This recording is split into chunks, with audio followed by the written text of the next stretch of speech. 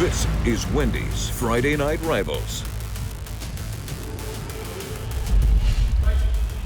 It is rare when you have your biggest rival as the last game of the season getting ready to head into the playoffs, but that's what we've got here tonight. Spanish Fort and Daphne matching up. These two teams used to be in the same region, same classification. Not the case anymore, but both coaches want to make sure this game stayed on the schedule. Good evening, I'm Jim Cox, my partner Dan Brennan. In this matchup here tonight, Daphne and Spanish Fort, as big a rivalry. It's not hasn't been around all that long. They've played 9 times. Boy, it's as intense as any rivalry there is in our viewing area. Well, ESPN decided to put it on one year, knocked us out of the operation, right? But, it's a big rivalry. No, they're not in the same region anymore. No, they don't care about that anyway.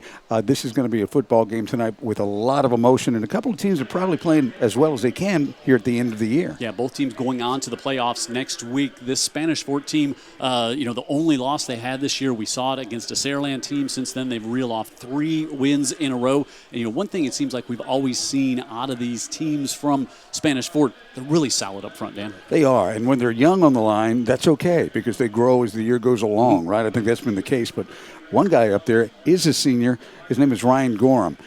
He's a big guy, rangy, 6'4", 255. He's got good feet, and he's got good tenacity. He's going to mix it up and try to get this ground game going all night long. And the conditions out there, Jim, pretty windy, and it kind of leans to winning the game on the ground, I think. Yeah, and it seems like the wind's only going to get worse as we go through the game. Now, Daphne, they're a team, they come in with 3 losses, but 2 of those games they gave up big leads in the second half. Last week, too, at a Baker team early in the season to a Fairhope team, but they're young. They're really young on both sides of the ball.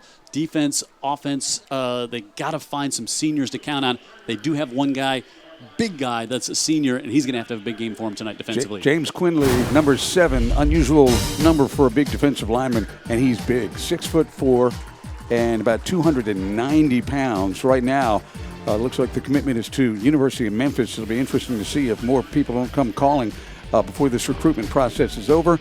Quinley, very disruptive, and I can tell you, very motivated to win this game tonight. It's going to be a great matchup here tonight on Friday Night Rivals. It's a rivalry that's been dominated by Spanish Fort. They're 7-2, but Daphne won last year, 21-7 over in Spanish Fort. You think that was brought up this week? Oh, yes. I'm guessing that was probably brought up this week as the Toros get ready for this matchup. We can't wait to kick it off. We're here at Jubilee Stadium tonight. Spanish Fort and Daphne to wrap up things on the 2021 version of Friday Night Rivals.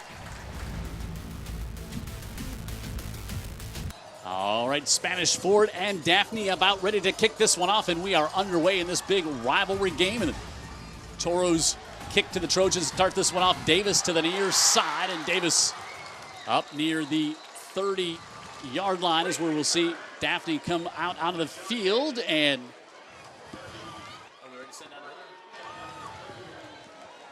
soon we will go down and join Heather on the sideline here as you see the Daphne offense coming out on the field. Hey guys, good evening. What better way to end the regular season than with an intense rivalry, right? As you guys remember, Daphne defeating Spanish Fort on their home turf with, of course, that intense ending. And, of course, the Toros, they have not forgotten. They didn't take the field tonight until 6:45, about 15 minutes ago. And, of course, these Toros, they are locked, loaded, ready to go. And as Ben Blackman said, for the whole season, they're ready to finish, guys. All right, thanks, Heather. Yeah, the clock did not run on the scoreboard here during that kickoff. Boy, and it was like you were like at a wrestling match, and the villain just came out of backstage when the Toros came out here at 6:45. They were loudly booed by the home side. Maybe we've seen that one other time where the team decides they're going to warm up at their place and not come out. But they got here, you could have had a traffic snarl at the Eastern Shore Center. They'd have been late. I'm sure they had the police escort to get them over here. So we will see the freshman quarterback KJ Lacey start things off here for the Trojans. He has come in and taken over this team on offense. Only 4 seniors on this offensive side of the ball for the Daphne Trojans. It is a young team. To play as well as they played this year with that many underclassmen, including a lot of sophomores. And, of course, your quarterback, as I said to Kenny now, how old is your quarterback? And expecting to get a grade level, he said 14. Right. There's Kenny King, 42 and 22 in his 6th year here with the Trojans. Of course, played here at Daphne and then went on to star at Alabama. Kenny King, much like Dan Brennan and Jim Cox, not a fan of the cool, crisp, autumn-like weather. He likes it warm. Spoiled in Arizona, huh? After he left Alabama and drafted by the Cardinals. And Tyler Bradley in the backfield with KJ Lacey. Bradley, the 3-year starting running back, will get the first touch here tonight. And right up the middle, he comes in. He'll push it out to about the 35-yard line. Bradley had a big week last week, had 131 yards up front. Donald, Donahue, Galmiche, Stevens, and Hicks replaced Tyler Sasser starting there. Jones and Blackshear, the wideouts. Bradley again takes the carry on 2nd down, and he'll get maybe 2. Going to bring up 3rd down here. They've got 2 and maybe 3 sophomores on that offensive line. Very unusual. Yeah, 3 sophomores up there for the Spanish Fort defense, playing so well. McConaughey, Williams, they're without Jabril Snowden tonight. Bradley and Lee, Hunt, Calvin, Wilson, the linebackers, Godfrey, Hickson, Mason, and Montgomery starting in the secondary here tonight as they change things up a little bit in the secondary. Yes, Snowden, 6'1", 260. Oh, personal foul against both squads here. McConnell Collision Center flags on the play. Well, that says a lot right there. Second play of the game, two people flagged for extracurricular. That's what this rivalry is like. It is intense, to say the least. It's edgy. So it will make this. Sticks have it at 2, but it's just going to be 3rd down. Yeah, going to be 3rd and 2 now here for the Trojans.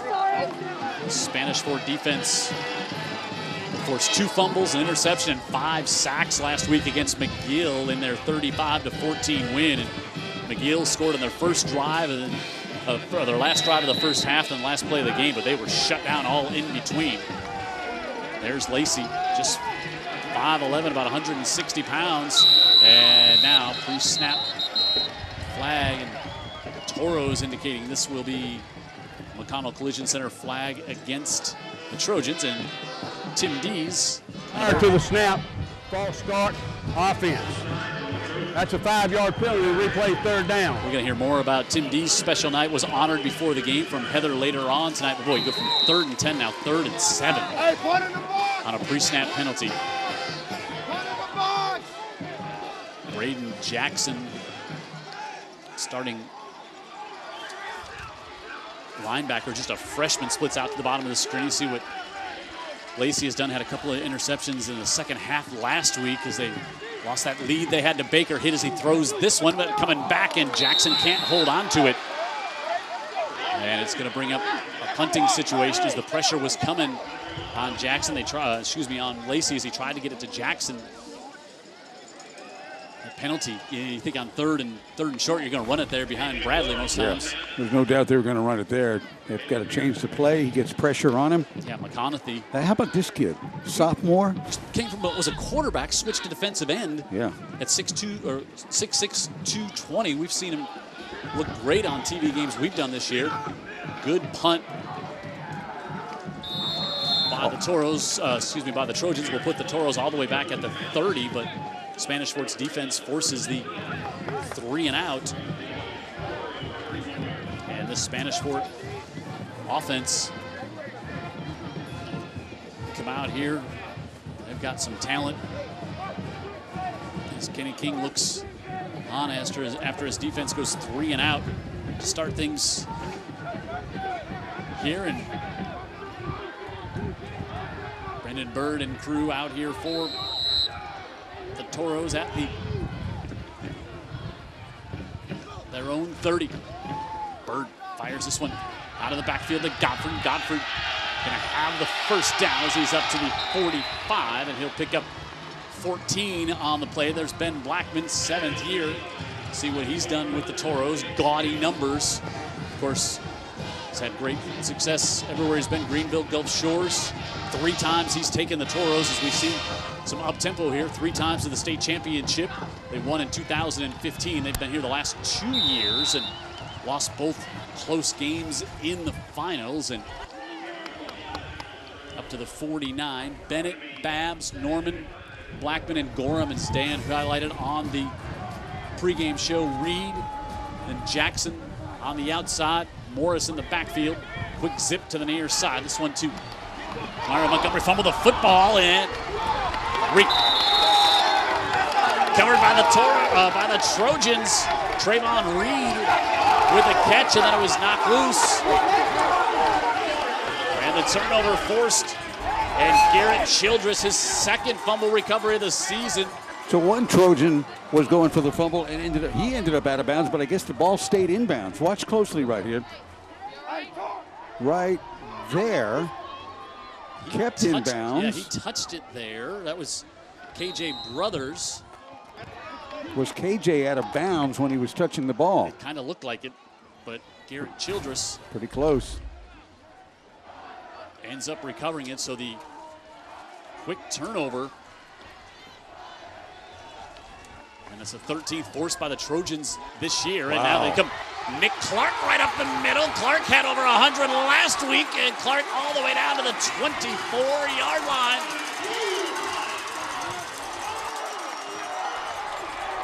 Jim, I'll be honest with you. We can talk about Clark all day. That's just A-gap blocking right there. Center guard.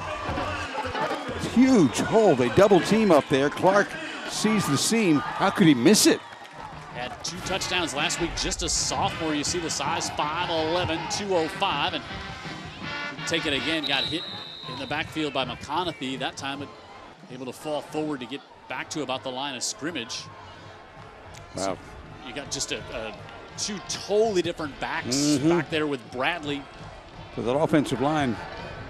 With 3 sophomores. Yeah, they look solid. They look solid. Imagine you got a freshman quarterback, 3 sophomores on the offensive line, a sophomore running back that's getting a lot of time. This is going to be a good team. 2nd and 9. Bradley with a spin, and now on the right side takes a big hit, stays on his feet. He's going to be wrapped up. The ball came loose after he was ruled down. Ooh. Yeah, the whistle definitely did blow. He got whacked there at the end, boy, I'll tell you that. And he might have felt it. He did feel it. That's how the ball came loose. Bradley comes out. You see what he's done so far this year. And now 3rd down and 6. But what acceleration and fight. There was the final blow that he just didn't see coming. But the whistle had blown. Lacey's threw it in the air one time. They go 3 wide receivers to the top of the screen. He looks that way. He's going to roll out. He can run with his when he's needed, and he tries to go on the far side, and that one comes up short and incomplete. Just trying to get that one off to Caleb Jones, who's got 21 catches on the year. And now they're going to try to bring Baylor Beard out for a field goal. He hit one from 39 last week. This one will be from 35. Kind of got the wind with him. It's not a straight north wind yet. Looks like it's kind of out of the northwest. So we'll call it 34 officially. Yeah, they're kicking to the south. Caleb Jones will hold. Hayden McLaurin will snap. And now we get a flag pre-snap. Now let's see what this is, Dan Brennan, because if this is against the Toros, which it looks like it is, it's going to be, could change your thinking because it's going to be very close to the 1st down. And it is, says Tim Dees on McConnell Collision Center. 1st down, so it was maybe a little bit short, Jim. What do you think? Step it off and measure, or do you even need to measure? It looked like it was going to be a little short. They bring Christopher Lyles in to block. Yeah, it's going to be 4th and a long 2. Yeah. Long 1? Yeah, I think it's 4th and about. Well, now that prior to the snap, the encroachment on the defense on the defense. The result of the penalty will be a first down. Oh, wow. First down. So the PA announcer announces it's going to be 4th and 2, and we had it thought it was going to be a measurement, but now it's a first down. Huge penalty there against, and the kick was good, was it not? Yes. So, now looks like the Trojans will give the 5 back here on first down. So, in fact, there was movement on the left side of the line on our McConnell Collision Center. Prior to the snap, we have a snap infraction on the offense. That's a 5-yard penalty and replay first down. I know it's a big night for Tim Dees, but we've seen a lot of him already, have we not? He asked me if, since it's his final night, every time that he makes a call that we compliment how good the call was. I don't think we've ever questioned him in all the years, have we? So 1st and 15.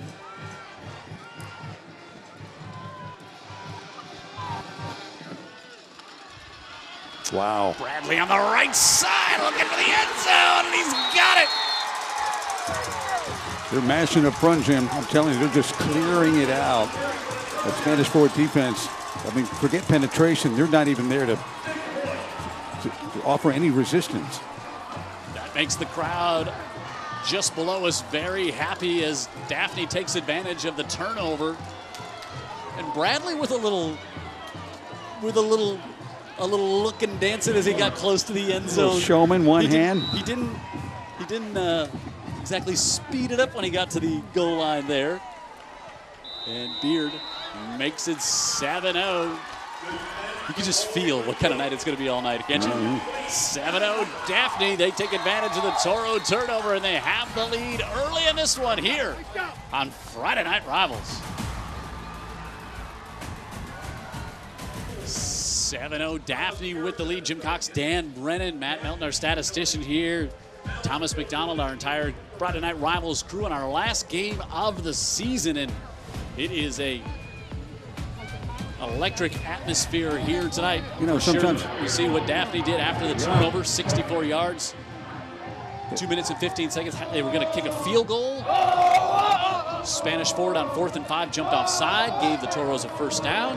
They take advantage and go in for the touchdown. Sometimes it's not who you brought to the game, but who you're leaving home. Jabril Snowden's the big nose tackle. He's hurt, and you see that deficiency for Spanish Fort so far. Kicked into the end zone, and the Toros will come out to the 20-yard line. And Spanish Fort was moving the ball before that. They're both moving the ball. Yep. You know, and also we had a couple of fumbles that could have been, the whistle blew, one that might have been a guy out of bounds that touched it. So I guess the breaks are even. Or no? Maybe I got that wrong. Maybe they're not even. Maybe they favor Daphne. So, again, it's Daphne defense giving up 19 points a game. Atlas Harrion, the defensive coordinator, had a big lead last week, 24-7, and lost the game to Baker. Bird on the keeper to the far side, and Bird gets wrapped up at the line of scrimmage. Bird, who can really cause problems when he pulls it down, but Cameron Long, the junior safety, able to come up and wrap him up and make the stop there. Daphne defense, Quinley that Dan talked about, Durant, just a sophomore, Purdue, 2-year starter on the defensive line there. Green and Childress. Childress had the fumble recovery. Jamarian Evans, he's kind of their big guy, the go-to guy in the middle. And up the middle, Johnny Morris is going to pick up 7 here. Johnny Morris, 906 yards coming in tonight's game. Both teams a lot of success just running it straight at you, not even going for the edges. He had 132 yards on only 9 carries against McGill last week. 3rd and 2. Bird looks far side. He's able to get that one off and complete. Cameron Jackson with his 27th catch of the season, and that's good for a Toro first down. Good-looking player. Another good-looking wide out for the Toros. Just a junior, as is Bird. We raved about Bird. We've seen him earlier this season. You know what? Saraland did a number on him, though. Godfrey looks to turn the corner, and there's a flag. We usually see a holding called. And Godfrey, who took that one around and tried to turn the corner and then had the flag come in. And boy, Godfrey's a fun player to watch. They got him starting on defense tonight as well. He really is. He's just a really good football player. You could see that from the very start. So the Connell Collision Center flag, a holding call. During the play, we had holding on the offense. That's a 10-yard penalty from the spot of the foul. Replay first down. Well, Godfrey's just a junior, and he played significant snaps. I think he started last year. Yep. That's a good football player. Not biggest size. Yeah. Watch the fight even at the end of this. I mean, he's a football player. Pretty much out of bounds, and he just keeps on churning. First and about 18 here. Bird to Morris. Morris changes directions in the backfield and now trying to come wide and just cuts it up, and he's going to lose a few more. The ball comes loose and it's picked up by the Trojans again. Ball came loose, picked up by the Trojans at the second fumble. Cameron Long, the safety, has it, and Daphne with 2 quick turnovers are now inside the red zone. Let's watch Morris here. He wanted to go to this far side and then got changed around. And Great containment, and then they contain again. Just really good fundamental football. boy, that was close if he was down on that play, Dan Brennan. You know what? I wasn't watching the fumble. I was watching the defense, so And it bounced up and right into like Cameron Long, like a shortstop taking it. They get another break? On the hop, and now Daphne, 1st and 10 at the 18. Bradley on the right side again. Bradley, almost a carbon copy of the first touchdown, and now it's going to be 1st and goal from the 2. I'm going to say, right over the A gap and then running for daylight, veering it to the right. That's the way he scored that touchdown. Daphne's feeling really good about themselves right now, Jim, because they're just running the football at will against the Spanish Fort defense. Stevens and Sasser, the 2 sophomores on the right side of that line for the Trojans. Talking to Kenny King, it was kind of an understatement conversation, but can you run the ball tonight? He said, "Oh, we'll run the ball." He's right so far. That's a good Spanish Fort defensive line. We talked about Snowden being out. Well, they're missing him. Bradley, this time the Toros able to shut that one down there, and now flag dropped. Well, you don't need a flag when you're at the 2 or 3 for sure, especially if this is going to go against Daphne. That's just... Hickson was in there on the stop for the Toros.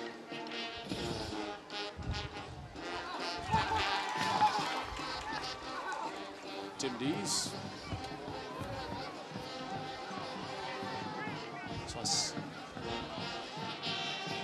Is it offsetting again? I just saw the last part there from, let's see here.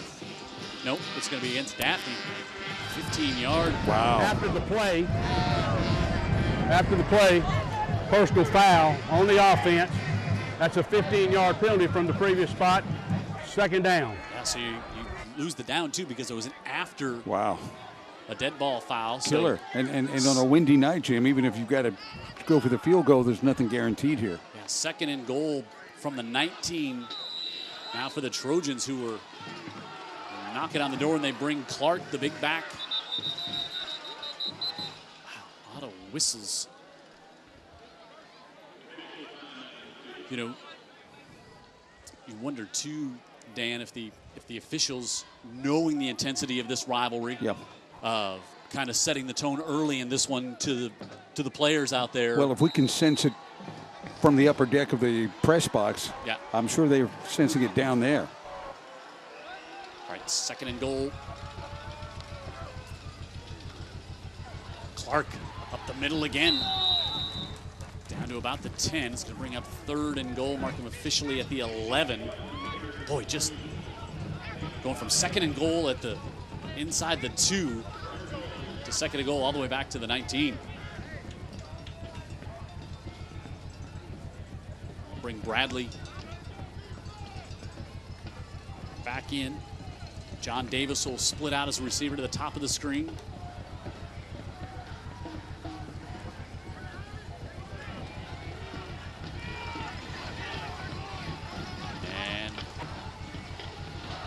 Lacey with the play clock at 5. Time in the pocket, looks now, he'll pull it down. Lacey trying to get to the edge, still looking to throw and has it knocked down. Tried to drop it down and fired a little sidearm, and Josiah Hickson able to swat that one away. And so now Daphne will have to try for a field goal attempt here.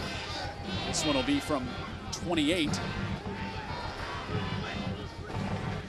Like I said, Jim, after that penalty, it reduces your chance of scoring a touchdown in a big way, but it also reduces that field goal opportunity. The ball's not that close. Jones will hold. And Beard has got it. And Daphne, with 2 turnovers forced by the defense, has the lead 10-0 over Spanish Fort here on Friday Night Rivals from the Jubilee Stadium in Daphne. What a start to this one here tonight in Daphne. Jim Cox, Dan Brennan, Heather Healy on the sideline, Matt Melton, our statistician here, our great Friday Night Rivals crew. So Daphne forces the 2 turnovers. They get 10 points, but you've got to think that they feel like they left some on the field on that last drive when you had 2nd and goal inside the 2. Yeah, you think so. And look at how does Spanish Fort feel right now. 2 things that I see. They the turnovers are killing them because they're actually moving the ball very well on the run. Secondly, Daphne's running it right down their throat. Beard sends this one into the end zone. Hey, we got folks watching here. I'm getting plenty of texts. Oh, yeah. I want to thank, we'll get to that in a second. I want to thank Wendy's for being a part of Friday Night Rivals all season long, and also the Andy Citron injury attorneys. I present our Scholastic Athlete of the Week, and they will give one of our Scholastic athletes a $5,000 scholarship. The head coach of the Saraland Spartans, they are off tonight, and he is tuned in. That's Jeff Kelly watching the game tonight, watching the Trojans and Toros battle here on Friday Night Rivals. Bird dumps this one out of the backfield, able to get up to about the 35, and a big hit was delivered after Aaron 3. Had 92 yards on the ground last week, but able to come up with the catch there and a first down up to 35. Good throw, led him just right. He had plenty of space, and then he made a good cut. A big hit by 9 there. Yeah, that's Long who has the fumble recovery. And up to the 41. I think that hit would have been reviewed on Saturday in the SEC, don't you think? I believe indeed it would. And we'll see Spanish Fort keeping with a little of this up-tempo.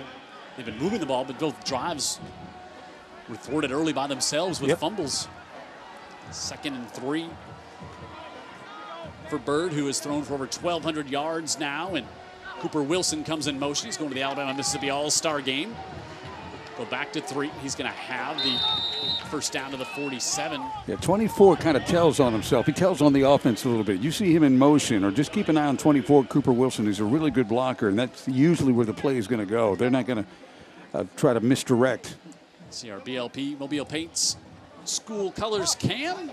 They think enough of Wilson where they'll let him tip you off, but they're assuming he's going to get the block. He's played in 50-some games now as a high school player. Godfrey in motion, and he'll take it, going to the far side, cuts it at the hash, and then Long had him, and that might be a face mask. Fumbled again. Connell Collision Center, flag on the play. I think Cameron Long may have got him on the face mask. He got up, and he didn't have the ball, Jim. It came out again. It might have come out of bounds. That kid fights for every inch. Yeah, Long's going to get called for the face mask. Long's having an active day. Good, bad, and indifferent. Yeah, and it's listen here to Tim Dees.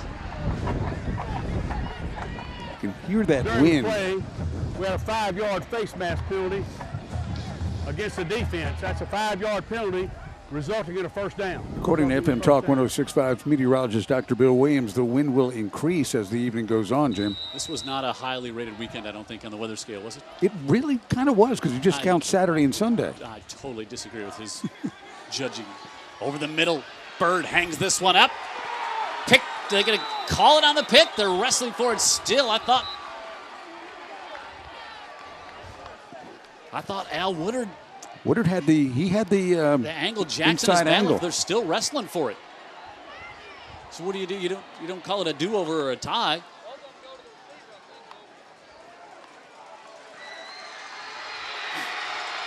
From the far side, the crowd lets you know.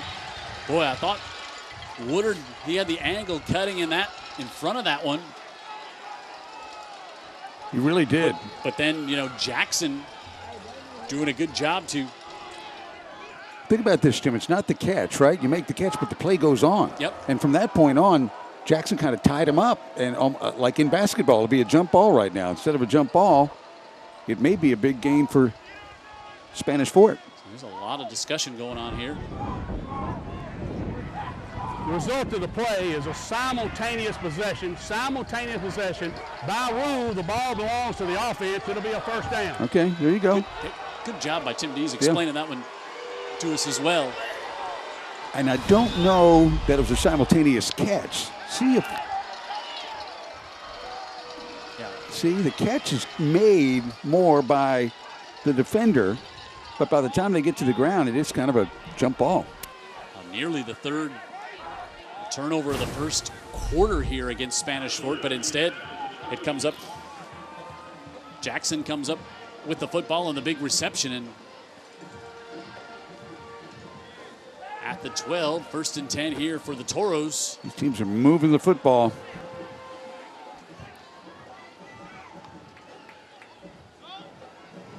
Good look there at Brendan Bird, the junior. Now he's not pulled it down and taken off much so far here tonight, but he can. Almost 450 yards on the ground. 3 in the backfield. And Bird keeps it himself on the right side, hit from behind. So effective in the red zone, Jim. And it's just an option, and if he sees the end crash in, he knows what to do. He's a really crafty runner. Picks up 7 on that one. Real impressed with what Saraland was able to do to neutralize him earlier this season at Spanish Fort, because he's a tough guy to corral. It's time they give it to 3 on the right side. He cuts it back and does not get in, but it's going to be good for a first down. So it'll be 1st and goal here for the Toros.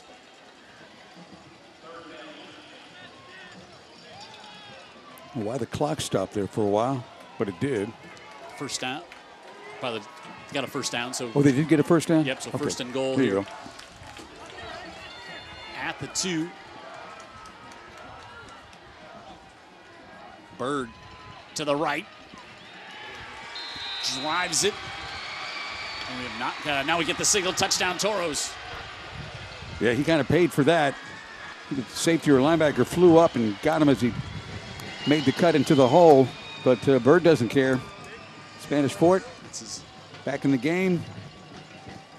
Good relationship between the quarterback and the head coach right there. They got to be tied together, and with Ben Blackman, I think he is. 8th touchdown on the ground this year for Bird. And now Lucas Bro makes this a 10-7 game. Got a lot go on in the first 10 minutes and 44 seconds of the opening quarter. We're not even through one yet. 10-7, Daphne with the lead on Wendy's Friday Night Rivals from the Eastern Shore. Big crowd here tonight. And as we said, these two teams aren't in the same region, same classification anymore, but both of them, when that'll change 2 years ago, both of them wanted to keep this game on the schedule. No, they don't share a Christmas party. We're glad they did see the scores from the games last night. Fairhope with a big win along with the floor. St. Paul's stopped Viger's undefeated season, and a lot of these games played last night. The games going on tonight. A couple of big ones. UMS up early 21-7 in their game against Helena. And McGill-Tulin on the road tonight. as well. So, again, a lot of teams playing on Thursday in the last week of the season because if they're going to the playoffs, a lot of them like to get that extra night of rest. He's having some trouble finding the bouncing ball. Is Long, but Long picks this one up and tripped up right across the 20. We have called Cameron Long a lot here tonight. Yeah, he's and let's take a look at the rest of the local games. Sleep well tonight for sure. There's UMS. We're talking about already on top by a score of 21-0 in the first quarter. Mobile Christian and BC Rain. BC Rain going to the playoffs this year. Bayside and Alberta. St. Michael looking for the 6th win of the year against Milry. Escambia County home tonight, as is W.S. Neal. And Georgiana and Luverne tonight. Pleasant Home and Zion Chapel. Last regular season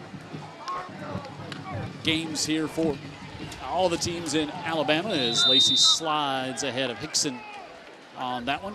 St. Michael, Fair Hope to Milry. That is a road trip. That is a haul.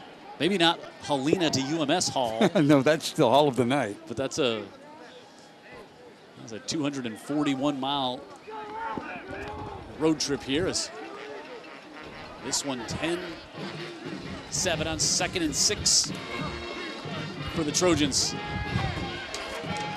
Lacey middle of the field as he was looking for Boykins. That one incomplete off the hands, but we get a flag back here on the near side. Another McConnell Collision Center flag. Lineman downfield, maybe? Dan Brennan, you are correct. The RPO, seen a lot of those this year. Lineman releasing downfield. You know, Daphne had 72 penalty yards last week against Baker that cost him. An ineligible receiver downfield on the offense, that's a 5-yard penalty and replay 2nd down.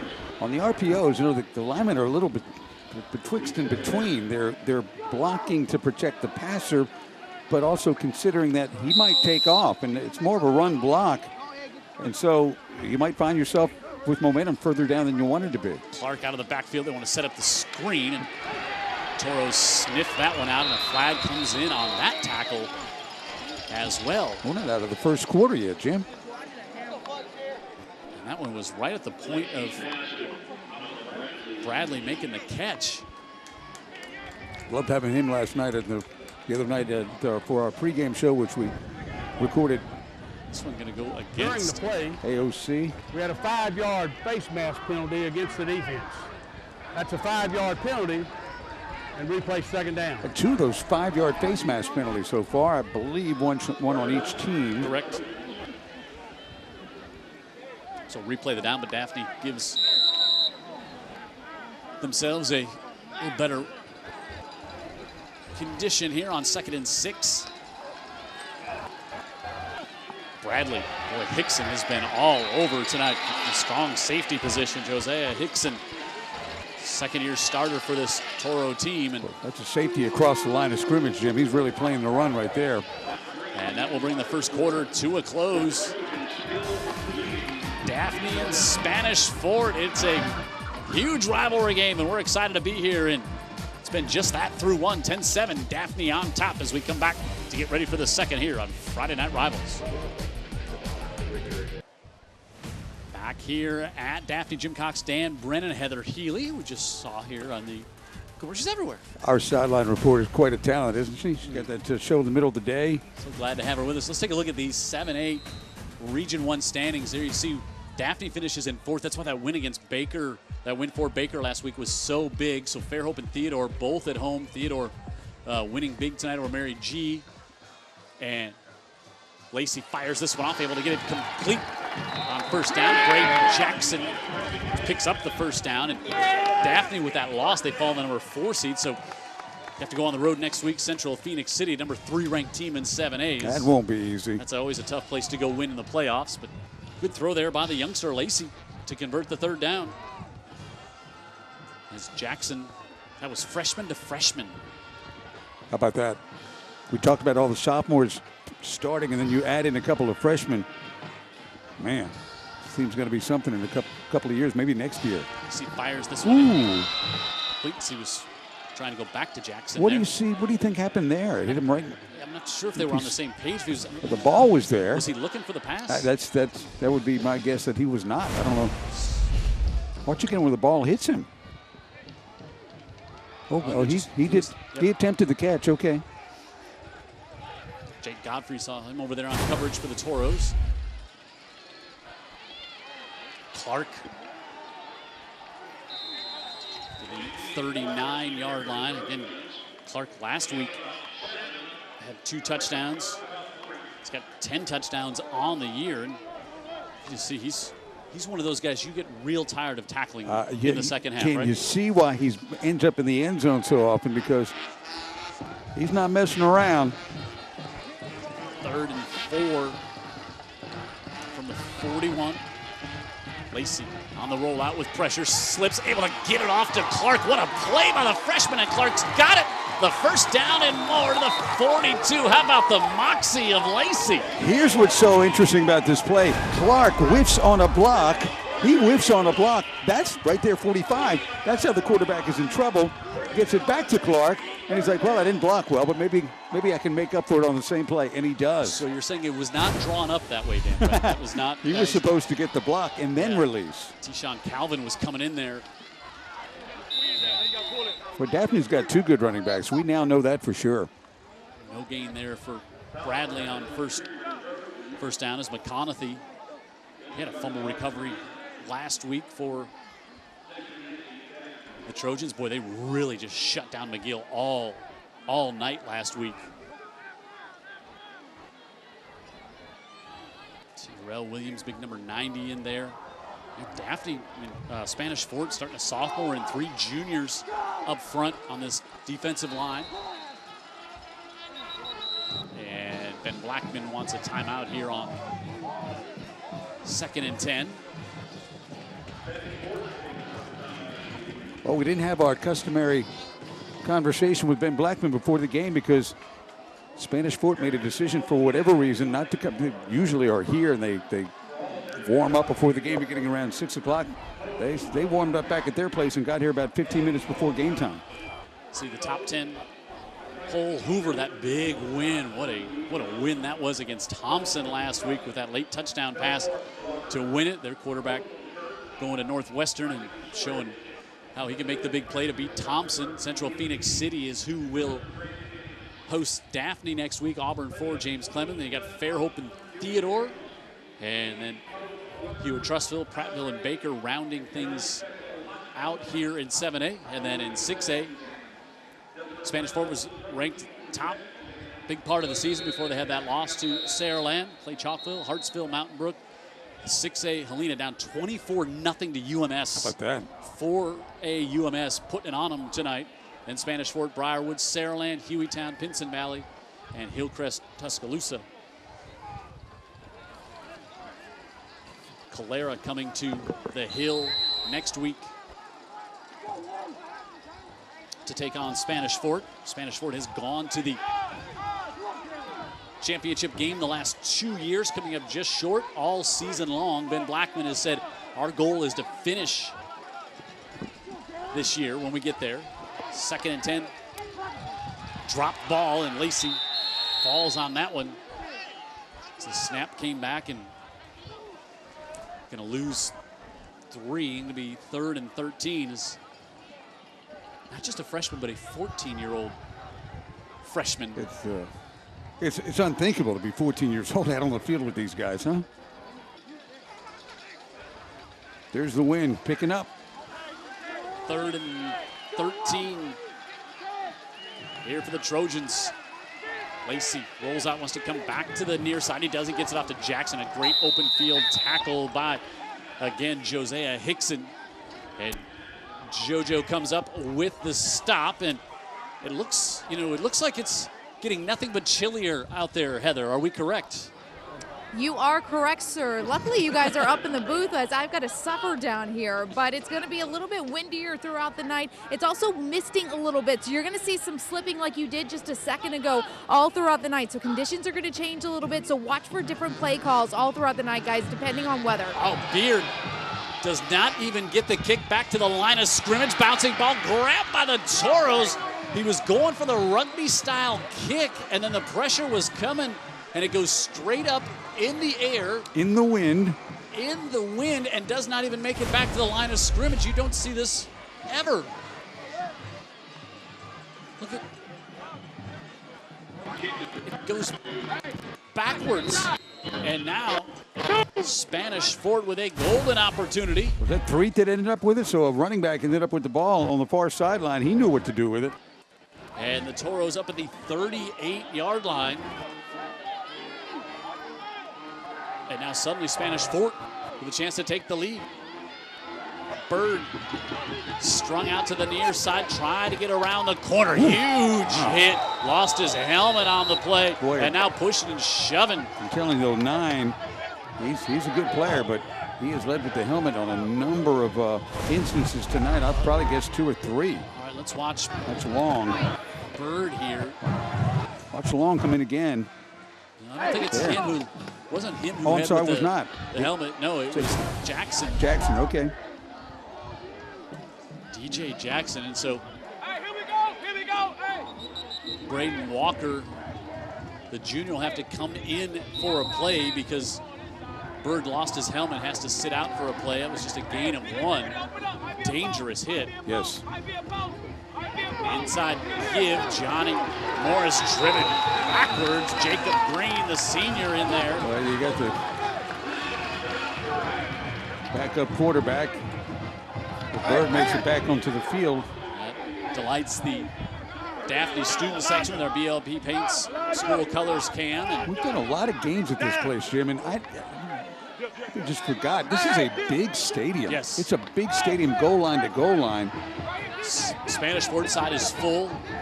Lots of people over here on the Daphne nearly side. Full this side. And 3rd and 15, and I think Kenny King this time wants to take a timeout. He does. And we'll take a timeout with him here with 7:23 to go in the first half. Daphne on top, 10-7.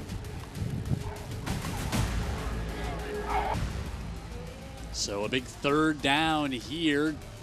Daphne jumped out to a 10-0 lead. Spanish Fort cut it to 10-7, and then they took advantage of an awful punt. But they have gone back here on the first 2 plays of this series, and Bird, pressure coming, steps into it, fires it to the near side, able to get it complete up to Jackson. Jackson fights for it. He's going to be right near the sticks. I think he's going to have enough for the first down, so they do big completion. They get 15, and Bird rifled that one to Jackson. That's a big conversion. We look at the 6A standings. Saraland undefeated in the region. Region champs, Spanish Fort. Their only loss to the Spartans. They're in 2nd. They'll be home. And then Baldwin, McGill-Toolen and Baldwin County finishing 3rd and 4th, going to the playoffs. Top 4 teams go to the playoffs. They'll be on the road next week. Bird wide open over the middle of the field. Back to Jackson, still on his feet. And Jackson pushes ahead inside the 15.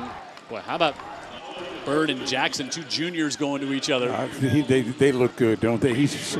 Bird is so precise, too. He's just on target. 6'3", 180. He looks good. Had a touchdown last week in the win over McGill-Toolen. And so after converting a 3rd and 13, Bird and crew now. Wilson's on the right side. Down to the 15, looking for the corner of the end zone. Touchdown! Did I say he's precise? Trayvon Reed, the back shoulder catch, and Bird with a great throw. 4th touchdown of the year for Reed. And back-to-back touchdowns for the Toros, and now they're on top. What a throw by Bird. Yeah, that might have been a right shoulder catch. Watch this. Look at that throw. My heavens. Cornerback turns his back and never's got a chance because the throw is too good. Drops it over Woodard, and now with back-to-back touchdowns, Spanish Fort has the lead at 14-10.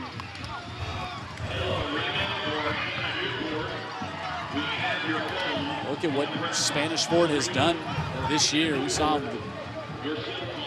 huge out of the gates early, and then that loss to Saraland, which was an upset. I think everybody would agree. That one then maybe still a little bit of a fog.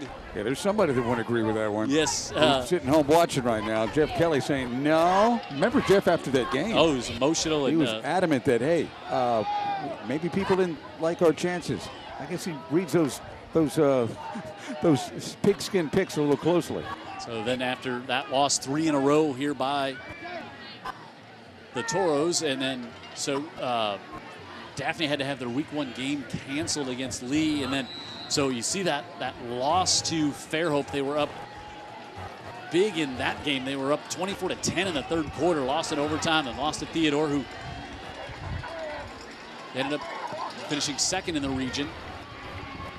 This kick will go into the end zone, and then Daphne with that loss last week to Baker. You know, they were up 24-7 in the third in that one too, and those 2 losses. I mean, it's the difference of playing at home next week as a number 2 seed, or maybe even a number 3 seed at the worst. But instead, they'll be on the road to take on number 3 Central Phoenix City. Well, they're a good team, but we've said over and over they're a young team. Trivia questions. We got 2 Baldwin County teams going at it tonight. It's a 2-part question for the last game of the season. Baldwin County, who's got the most wins of any school in Baldwin County of all time? And of all time, what school has the best winning percentage? Not the same team. Really? So give Tyler Bradley, slips to the 25, but able to stay on his feet. And Heather just said it's starting to mist a little bit out there, so you might see a little more slipping away from the tacklers was Bradley, but still able to gain 7. And he'll be replaced again here by Clark.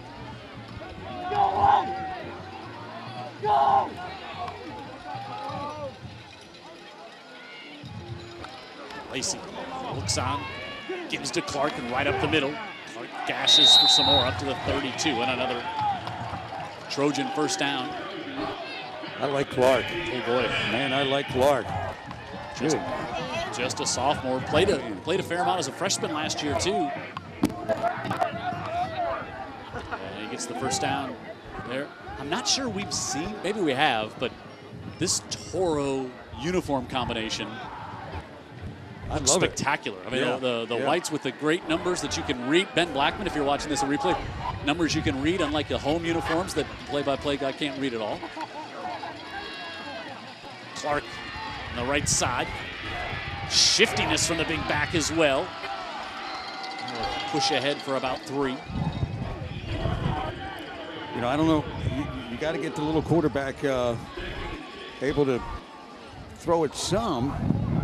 You know, get the threat of the pass. But this wind right now, they're going directly into this wind, and it would not be a good time to try to call much downfield. He's thrown for over 900 yards. See Christopher Lyles come back in to help on the block, and right up the middle is Bradley, and he's right near the midfield stripe. And mark it at the 49, another first down here for the Trojans. Yeah, you made a great point about how big the stadium is, Dan, and it's as big a crowd as we've seen here in a long time. Yep. This is a big game. Look at the trap line. Look at the hole. Double teaming up front and just clearing things out. Bradley this time will get just a couple. I mean, it's really fortunate. Well, not fortunate. They're being able to run because they're blocking so well. But I'd just say it's a good thing, because asking this quarterback to throw on a windy night would be asking a lot. I think we have injury. This could be Ashton Dalton. I think it is, and that's one of the 2 seniors and 3 sophomores on this offensive line for Coach. Well, he's hurt. King. I believe that's 74. I hate to make a quick call on that, but I thought it was 74. You can hear the wind. I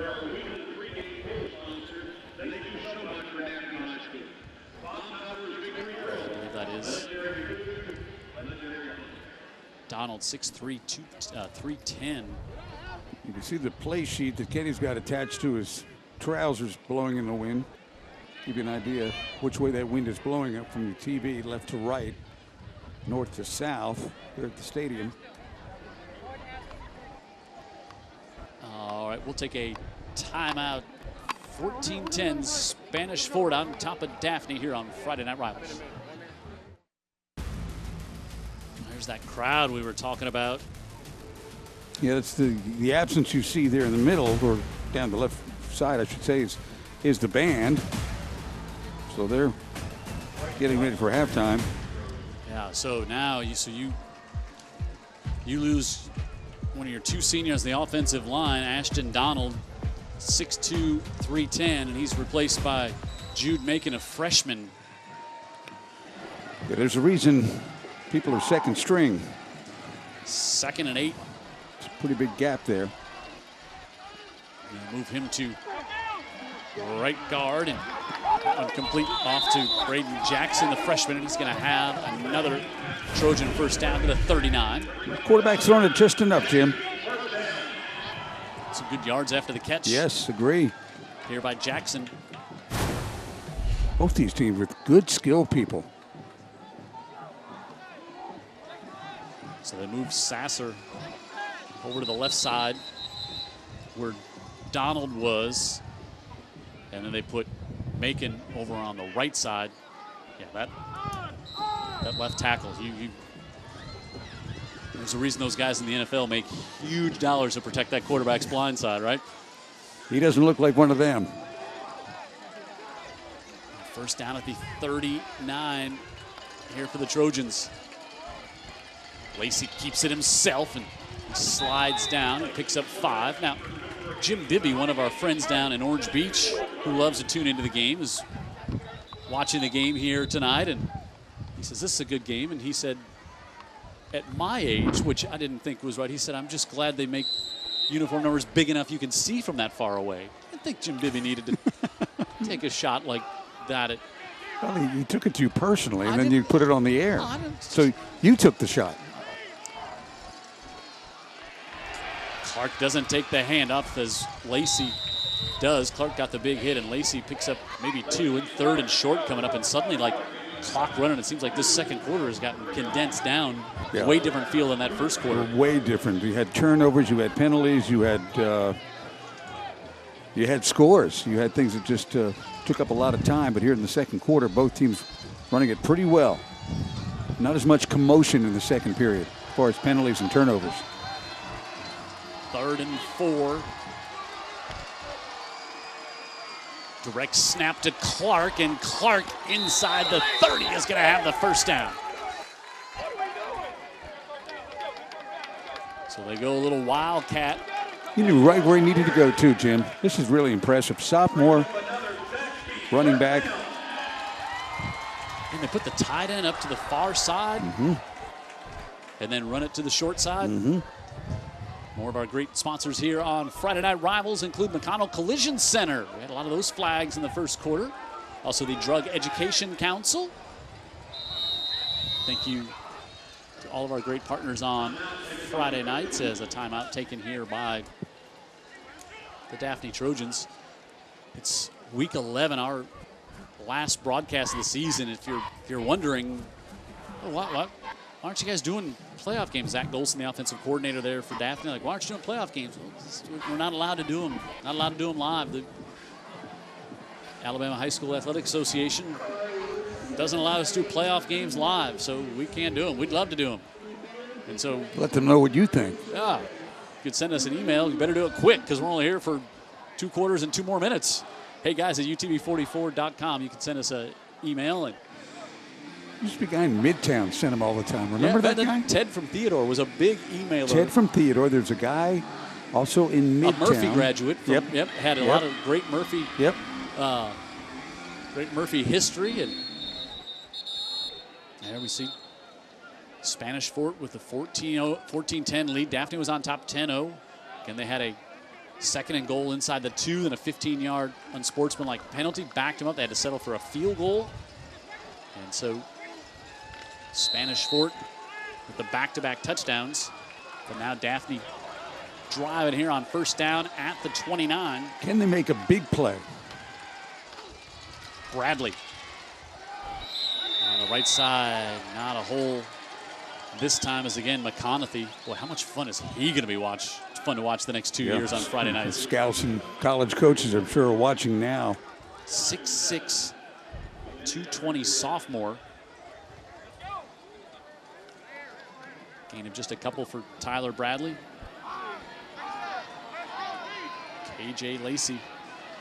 He's not run it all that many times this year. We've seen him do it a few times tonight. How about the composure? 14 years old. Bradley to the far side. Nowhere to go this time as Jalen Mason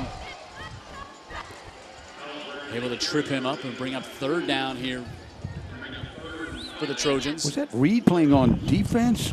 Great job keeping his leverage, keeping the play inside. He made the play. Spanish Fort will get the ball back to start quarter number 3. No big hurry, but the clock's running at 42 seconds. Yeah, play clock plenty of time at 15. 3rd and 7. Here Clark in the backfield. They give it to him. Clark right up the middle, and 3rd and 7. He's going to get the first down to the 15. So they'll stop the clock at 24 seconds. Well, it's asking a lot of a freshman quarterback to figure all this out in short time. Now the clock is running again. And just spiked. Okay. Did you happen to see a highlight game where a quarterback, high school, went to spike it, linebacker comes in, intercepts it before it hits the ground, takes it the other way for a touchdown? Wow. It was an unbelievable play.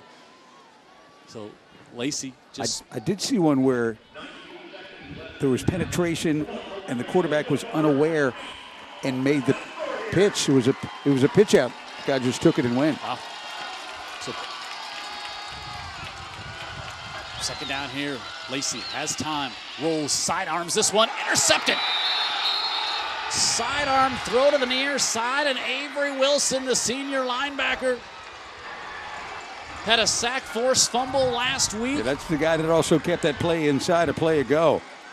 Comes up with the interception there, and Daphne turns it over inside the red zone.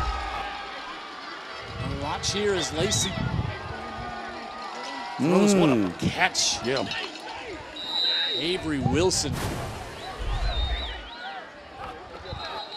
Kind of took points off the board there, considering their field goal kicker seems very capable of making it from that distance. With just 14 seconds left, and boy, so you had the one time on 3rd and 7, you're able to run it with Clark, get the first down, and then try to throw the. I don't think it was an awful throw. I think Avery Wilson just made a great play. I agree. He made 2 great plays. 2 plays ago, a great play, and then that one affects the scoreboard.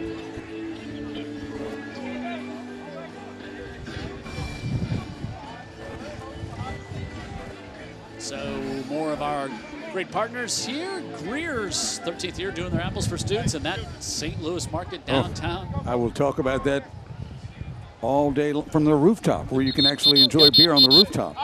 If you're into such an adult beverage, yes. Barrow Fine Furniture and also AOC Sports.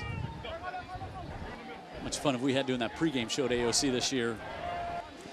A lot of fun, a lot of good people, a lot of really good doctors. See what the Toros do here. Daphne puts 3 safeties back at midfield. Get out, Pizzy! And Bird will just take a knee. All for nothing. And Ben Blackman just did not like taking a knee right there. Would you agree? Yeah, the time, consider the time, consider where they were, the time, obviously the time left in field position. Let's just get it to the house. Happy to have the 4-point lead because no field goal on that last drive and no touchdown either. Oh, how about the hustle as Ben Blackman was just going quickly into the locker room, and Heather was able to catch up with him. Great work by Heather. Heather, let's go down and listen to Coach Blackman. All right, Coach, talk about this. Let's dissect this first half a little bit. You had 2 turnovers that went against you, but then you had that turnover at the very end. Talk about it. Yeah, you know, a big stop right here at the end of the half, right here by our defense. They been, but they didn't break. They got the turnover right there. You know, we just got to play our football. We got to quit turning the ball over. We turned it over twice, and it gave them 10 points. You know, we don't turn those balls over, and other than that, I think we're playing pretty well. Talk about the message that you're going to give your team in that locker room. Well, it's a 4-quarter game. You know, we know that they're going to battle their guts out. They're going in to tell their kids to keep playing. They're in this game, and they are. And we got to finish our job. You know, we got to come out in the second half with the first drive, and we got to go put the points on the board. All right, Coach. Thanks.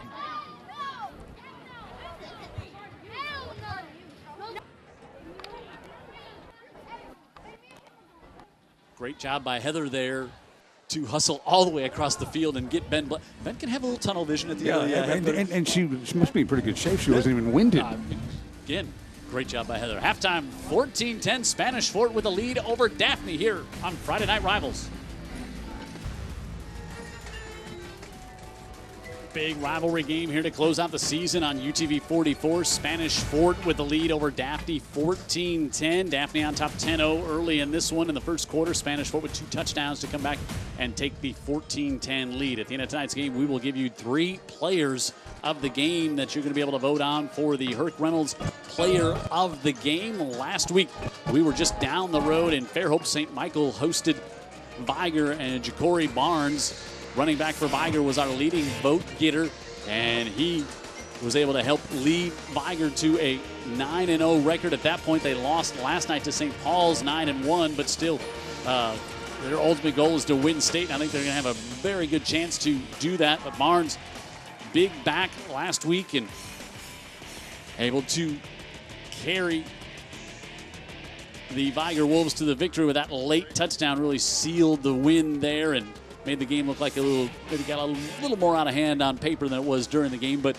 Ja'Cory Barnes, the player of the game for the Viger Wolves. Again, go to utv44.com at the end of tonight's game to vote on your choice for the player of the game from tonight's matchup between Daphne and Spanish Fort. It's halftime here at Jubilee Stadium. We'll come back, give you more of what took place in the first half and get you ready for the third quarter here on Friday Night Rivals.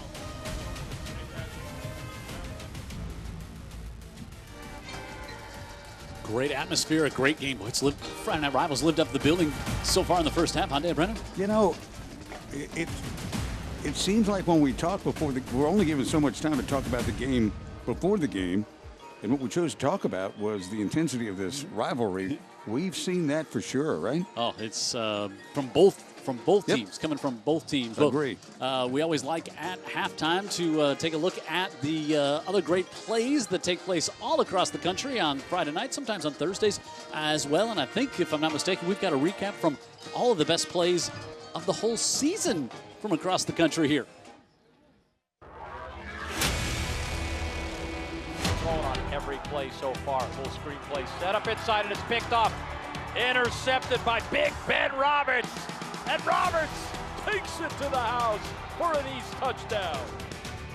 There's the throw. Man is open, falling down and making the catch at the 25-yard line. We're here at the gun.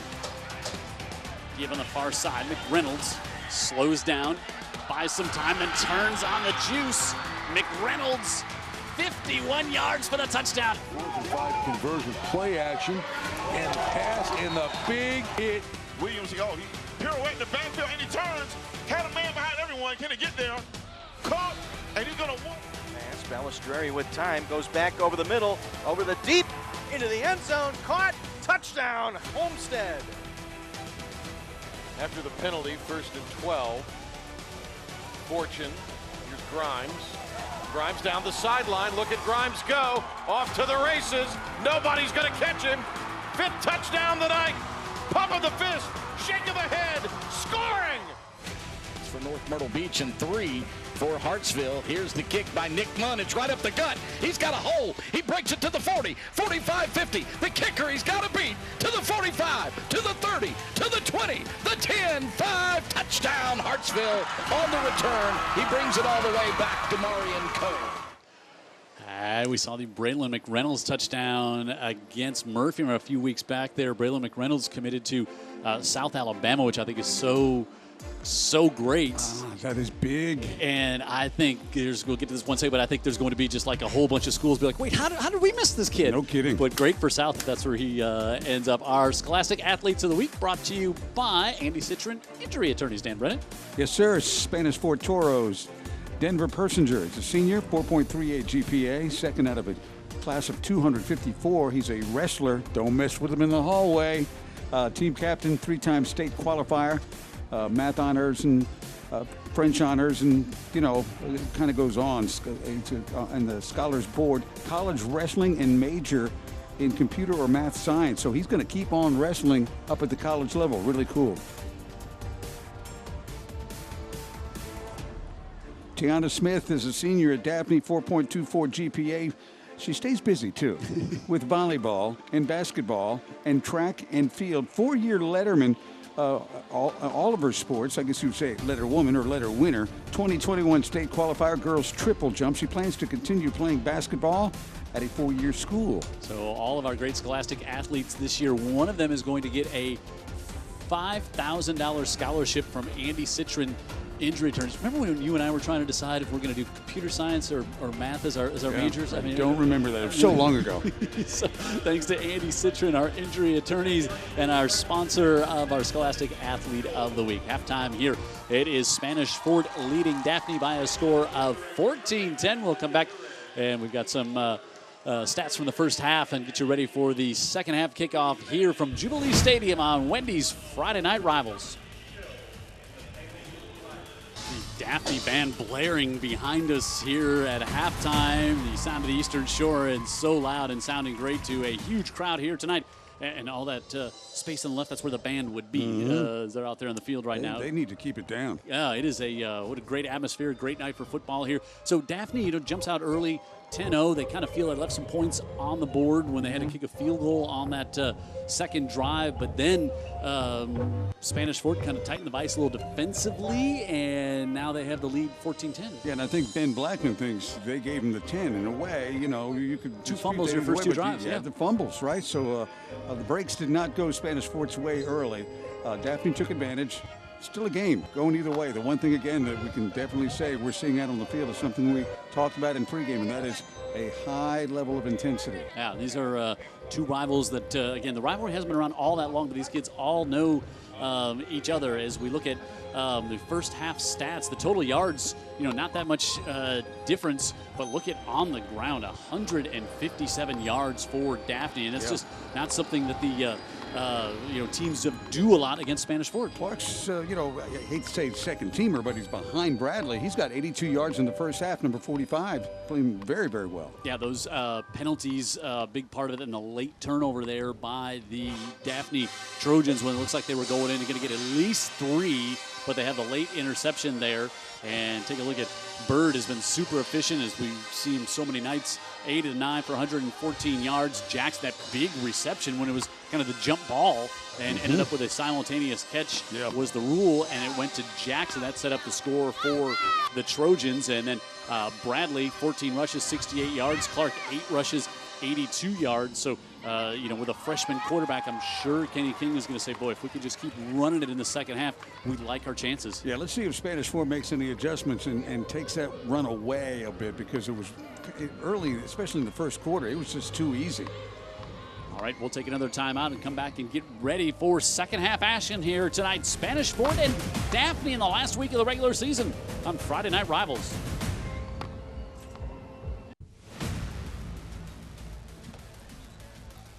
As we've been telling you all night, this is the last week of the regular season in the state of Alabama. Week 11 of a 10-game schedule for most teams.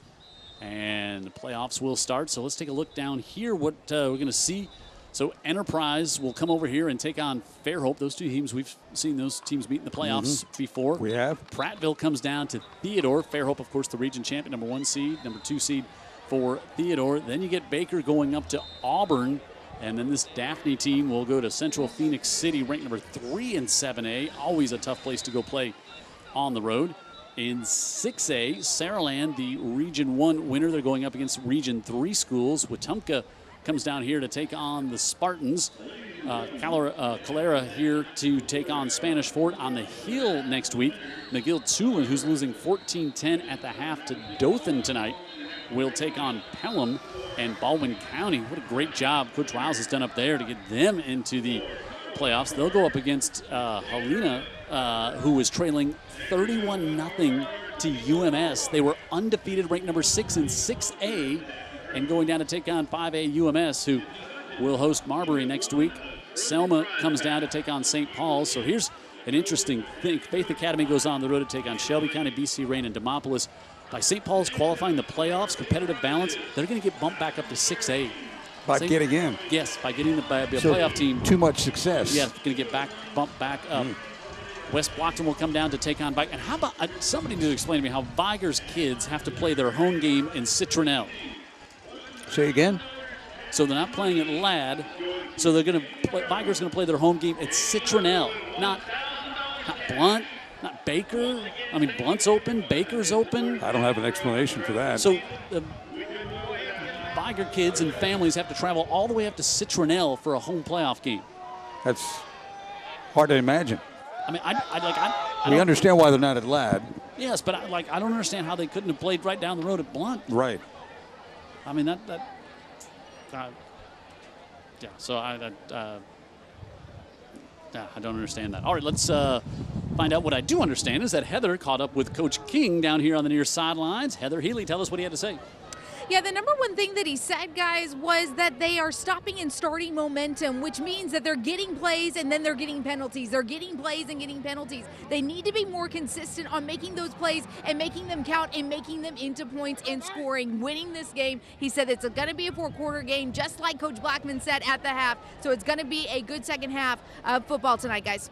We are excited to be here, and this last game of the season. Dan Brennan, how lucky are we to have had Heather on our sidelines all season this year? Yeah, great addition to our team. She's been outstanding and, just a real professional and understands the game pretty well, too. She's got a great relationship with the coaches. Super glad to welcome her to our crew this year, and she's done a great job for us. Great job on Wednesday nights on our pregame show, as well as Daphne ready to kick this one off. As the Toros won the coin toss and deferred to the second half. Coach Ben Blackman talked about the big stop that they got with the interception inside the 5, and now still sprinting ahead, Trayvon Reed. It's out across the 25, and here comes Brendan Bird. And how about him? He missed one play with that big helmet-to-helmet collision, just one play, and right back out there running the offense. Running it very well, 8 for 9 in the first half, and an 8 for 9 where the ball is just there. His favorite target's been Cameron Jackson. Johnny Morris in the backfield. Daphne's going to have too many men on the field. There's a late substitution coming off, and going to be a 5-yard gift to the Toros to start this drive. Or is it?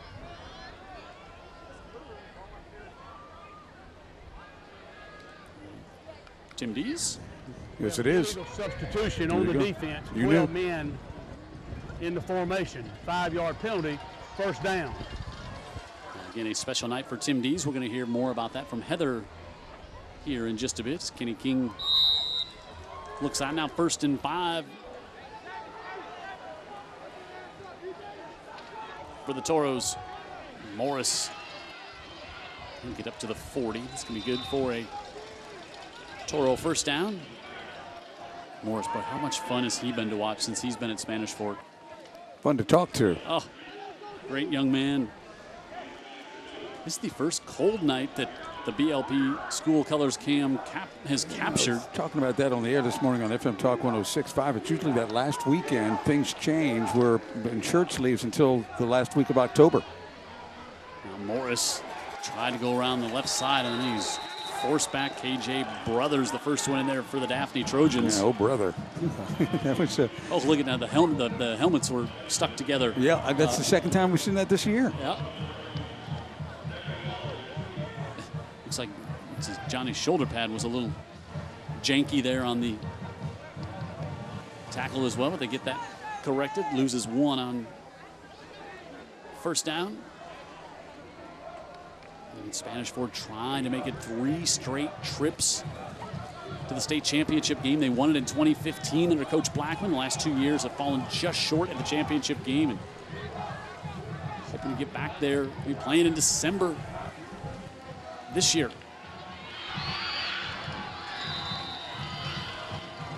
Across the 46, Aaron Threet, the senior.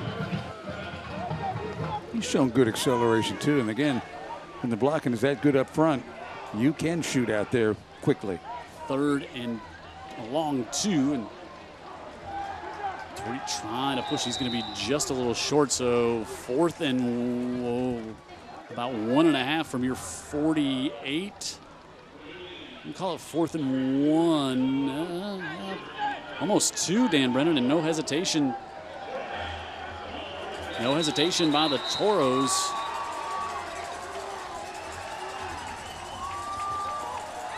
Here, I'm not sure what the whistle was. Same here. Yeah, I mean, it's not even remotely close enough to measure. Looks like they're going to go.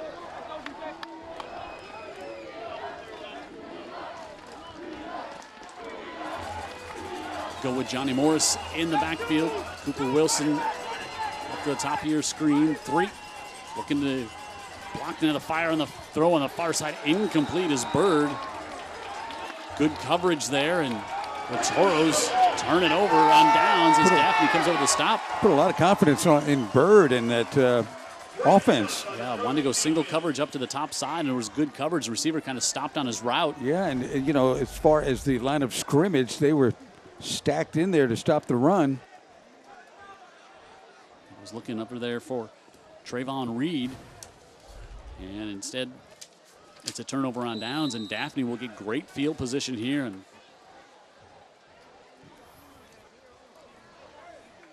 48-yard line of the Toros is where Daphne takes over. That'll make Captain Pat Ivy happy, former Trojan player and graduate here, tuning in on this one here tonight.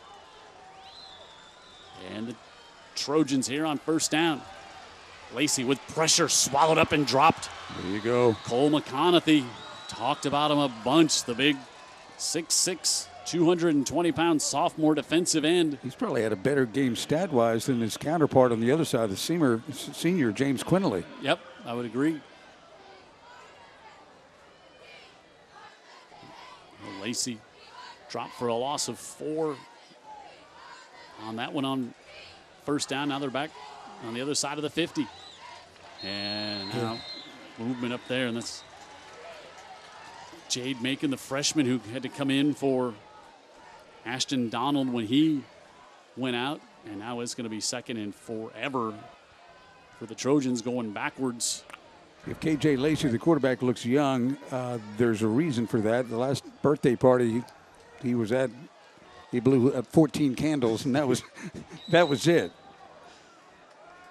Connell Collision Center flag here. 2nd now and 19. Little play action. Lacey steps up in the pocket, flips it middle of the field. He just could not connect. Thaddeus Willoughby is tight end, has got 7 catches on the year, and if they're able to hook up on that one, he might still be running. Willoughby trying to give the indication that he was held a little bit, but by that point he was well beyond any kind of a hold, just over the wrong shoulder, I suppose, and he doesn't make the play. He kind of got turned around a little bit there, but impressive there to see Lacey step up in the pocket, and talked about it so many times. Sometimes you see, especially a young quarterback, as soon as they step up, they take off running. Yep. He was looking to make the big pass play. He saw the play was there. 3rd and 19. Now, this time he fires and it's tipped, going up to get a hand on that one and knocked it away. Was Andre Hunt, senior linebacker. And Daphne squanders a great opportunity here as they go nothing but backwards, and Taylor Beard will have to come on to punt. And the last time he punted, it didn't get back to the line of scrimmage. Godfrey back deep. This one a much better punt. And the Toros stay away from it and back to the 26. So the Daphne offense will, Daphne defense will come back out in the Spanish Fort offense. More of our great partners all year long. Herc Reynolds will have our player of the game nominations at the end of tonight's game, and also BLP, Mobile Paints, have been with us a long time. 100 years they've been with everybody. Not that long for us. Fu Sackley's being our crew and great supporter of football all over. Beard quickly out of the backfield to Godfrey. Godfrey go up the far sidelines. He's going to have a first down up to the 41-yard line, gain of 15. Pretty good downfield block again by Cooper. How many games did he tell us he's played in? He's been a contributor. 50, over 50 now. Contributor since a sophomore year. Since a freshman, I believe. Yeah, so played maybe a little as a freshman too. Pitch to Morris. Morris tripped up right at the 45-yard line. We'll give him 6 on first down for the electrifying Morris. Just to recap, a couple of turnovers in the first period helped by Spanish Fort, helped Daphne take a 10-0 lead, and Spanish Fort has rallied. Morris up the middle, squirts through, and they talk about running backs making themselves big when they need to, but he does a great job. He made himself little right in that hole there, and just able to squirt right on through. Yep. It wasn't a gaping hole by any means, but Morris able to get it up to the 47, and that's good for a Toro first down.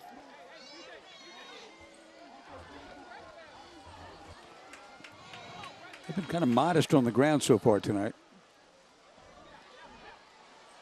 Bird gives it again to Morris, and Morris breaks a tackle and still on his feet, and he's going to pick up 8 here on first down as he spins forward. We were watching those highlights from around the country, and I didn't realize it was McGill.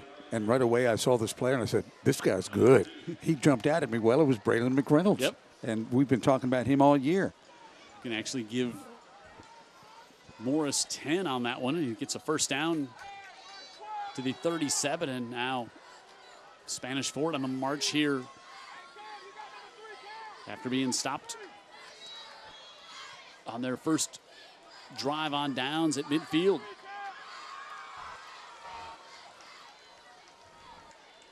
Morris just trying to dance and pick that hole, and he'll get 3. Yeah, Cooper found a linebacker and knocked him backwards. Good job by Cooper. Was that hence the hole that we heard from you? Was that what it was? Yes, yeah. See, he found a target and he delivered. And I think that's one of those things when you're doing it this long, when that's your primary objective is to block for the play. Yep, does have 4 touchdowns. He's going to the Alabama-Mississippi All-Star game this year. He's a good player. Quite an honor. Bird fires it out of the backfield this time, and able to get it again off to Trayvon Reed, who's had a big night here tonight. He's going to add to it with a first down there. Very methodical. Taking the home side crowd out of it on this drive. It is quiet over here on the Daphne side, where we're at on the press box. Bird again with a quick pitch, and just keep coming at you. This time it's Aaron 3, who's inside the 20 down to about the 17. As picks up 8 on first down for the Toros. Trent Tews with the play from his safety spot.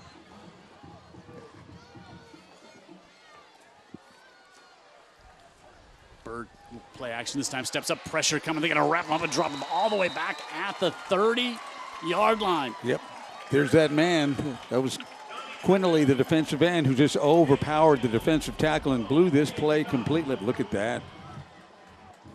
Great job by Garrett Childress, who has a fumble recovery in this game, but it was James Quinley who Dan Brennan highlighted in the pregame show. He blew that one up, and now it makes a 3rd and 12 for the Toros. Bird looking middle of the field, fires that one and sliding incomplete. 5 purple jerseys around Godfrey, by the way, and he almost got it in there. So 4th and 12, and so this is going to be This is going to be a long field goal attempt. We're familiar with that concept, Jim. We saw the kick of the year in high school football more than likely. 59-yarder. This is going to be from 45. Lucas Bro.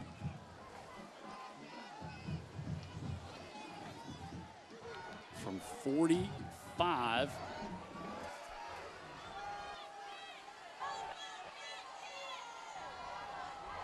Good snap. Bro's kick is good. Lucas Bro with a 45-yard field goal in tough conditions. And that one more of a low line drive kick, but able to drive it through. Yeah, tough conditions, Jim, and a tough spot in the game. Look at that. Look at the little draw. Yes. And you know, played the wind, though. You could see the wind was pushing toward the east there, and he started that one a little toward the near upright and just let it fade right back in. I don't know if it's a fade or a draw, one of the two in golf. It's a big field goal because it gives them a touchdown lead. I want to thank our friends at Fusakli's. Of course, they feed our crew, but they can also feed you. They've got those home-breaded tenders, homemade sauces. They've got drive-thrus, of course, at any location. You can order online if you want, or go there, grab a snack, a box, a salad, or a tray. Our old friend Vic Lockett used to always go for the tray. He was not a box or a snack guy. I always go for the tray. Keep the foo in football, and that football just went 45 yards through the upright to make it a 17-10 Spanish Fort lead. They have scored 17 unanswered now. As Long will pick this one up inside the 5, across the 20, and Long now across the 30, 40, still on his feet, makes a move at midfield. Long inside the 40, all the way up to the 36-yard line. This guy's played a great game on defense, and now he contributes on special teams with a great return.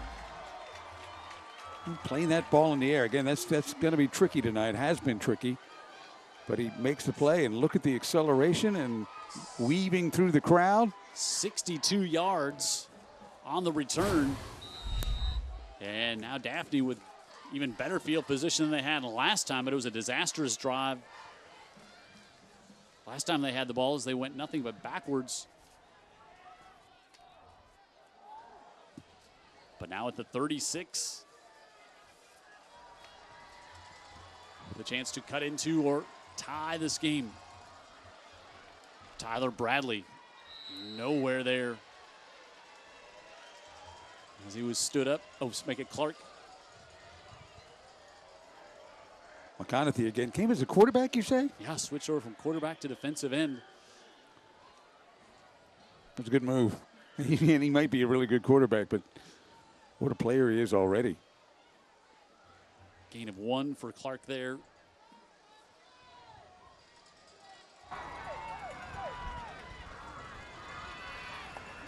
Lacey. This time it will be Bradley, and Bradley chased down from behind. Colton Holland. Yeah. And somebody go back is sound like Jacob Galmiche, maybe the guilty party on the 60. So you're going to go Tim Dees. You're going to go 10 for my flags. Yep, 10 for my flag. So Tim Dees with the I love listening to the behind the scenes there. Yeah, I don't think we were supposed to. During the play, had a holding on the offense. That's a 10-yard penalty from the spot of the foul. Replay second down. All right, speaking of Tim Dees, Heather, tell us about the special night for our referee tonight. Yeah, guys, he's celebrating 50 years. This is his last game before he retires. We got to talk to him before the game tonight, and I asked him, hey, has it hit you yet that this is your last game? And he said, you know what, it really has, but he has been able to reflect on the career that he's had. He said he is very blessed to have what he has had, and he wants to make sure that tonight he and the refs have a good game and end on the high. Every single referee, everybody that is on his team tonight, he handpicked specifically for tonight because he has trained seen them. He has been around them for years. He knows what they're capable of, and he knows that he's going to leave the game in good hands. Wow. Oh, wow. What a great story. Great man, too. Oh, my goodness. And we just love how he calls a game.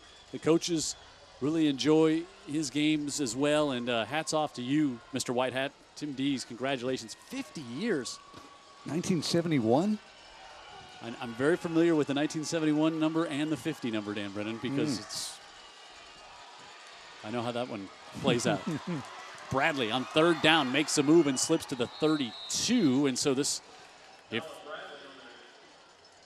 expect the Trojans to, you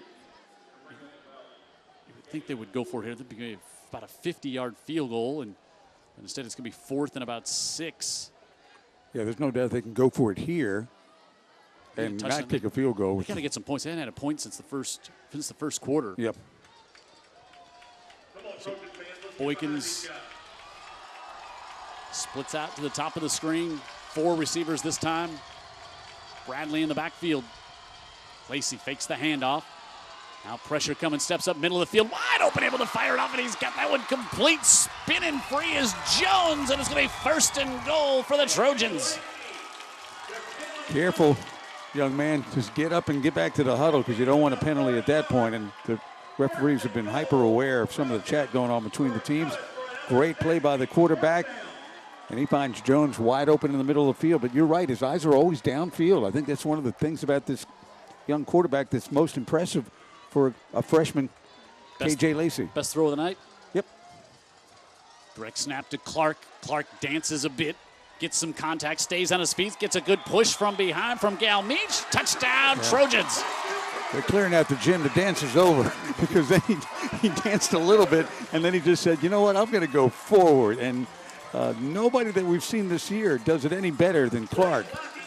Galmeach give the center, who was guilty of a hold on that drive, with an assist as he helps push the pile into the end zone, and Clark with the touchdown. Galmeach bench presses 405, by the way, Jim. Beard to tie things up, and we have got a tie ball game here. We do. In Daphne, Dan Brennan. 17's on the board as Daphne answers back after 17 unanswered by Spanish Fort with 2 minutes to go in the second half. We watch the touchdown here. Watch Galmeach. Watch 60 come in. Yeah, I'll help. Give Galmeach 2 on the night. 2 yards rushing on that one. His dad was really funny in pregame. We were talking about the fact they've now had 4 Galmeachs come through here at Daphne, all outstanding football players. Most of them have been offensive linemen. They also threw in a linebacker for good measure. And he said, raising boys. And he just kind of shook his head like it's been quite the adventure. So a big touchdown for the Trojans there to tie things up. Let's go back down to Heather. Got an injury update with Ashton Donald. He was hopping off with his right leg in the second quarter. If you guys remember, they moved around his ankle. He was in intense pain, laying down. His foot was then elevated, and he was then carted off the field at the half. I asked Coach King what was the status with him, and he said it's not looking good. He is out for the game, but he doesn't know for the rest of the season. That's a tough loss. Yep. 6'2", 310. You could see he was in pain right away, Jim. It was something pretty serious, and it looks like, in fact, it is. Hopefully, folks that take care of the Trojans be able to get him healthy forward next week from the 5. Trayvon Reed steps out of bounds just shy of the 30. That was a big drive by Daphne. They got the big drive answering back after the field goal. Yeah, there is the drive, and you're also looking at the crowd, and you mentioned the crowd. They were kind of down and a little more silent until they got that drive and got it in the end zone, tie the game up after 17 straight points by the Spanish Fort Toros. Yeah, set up by the Cameron Long big return. Yep. Gave him the short field to work with. And the big throw on 4th down. Yep. So Spanish Fort comes back out here. Bird to Godfrey. Godfrey cuts it up the middle. He is so fun to watch. And across the 45 out to the 47-yard line. He's going to pick up 20 on that one. And we got a Trojans slow to get up at the end of this play. Godfrey just 5'9", $165. Boy, he's got vision, right? Speed, Now quickness. Yeah, that's Cameron Long, who just brought that long kickoff back. Their starting safety. He also played a role in this play, Jim. He kept the play inside, so he kept containment, and then he chased it down. This kid plays his belly out every play. Up to the 47. Hey, dudes, right now. Get down. Open up, Elijah. Johnny Morris slips a tackle and another. Johnny Morris, speaking of players that are fun to watch. Yeah. You see Long come back out on the field. That's a good sign for Daphne. Absolutely. Pickup of 6 for Johnny Morris. Daphne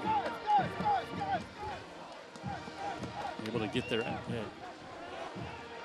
Long came on the field, nobody came off, so they quickly had to get one of the players off, and they did just that. But look at Johnny Morris here. Morris still on his feet, still all the way down to the 25-yard line. Picks up 29 on that carry.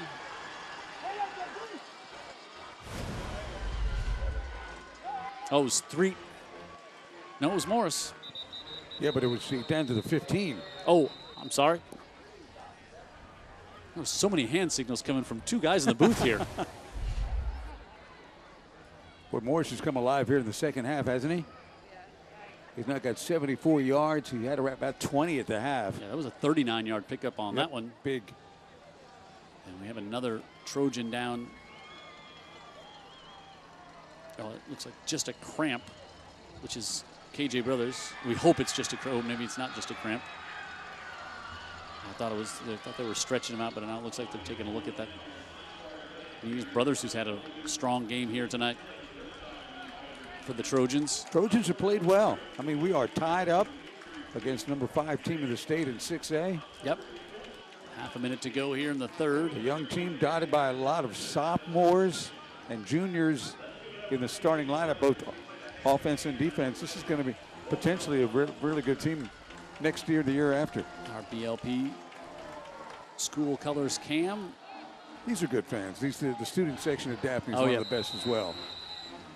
Spanish Fort, McGill. At the 15.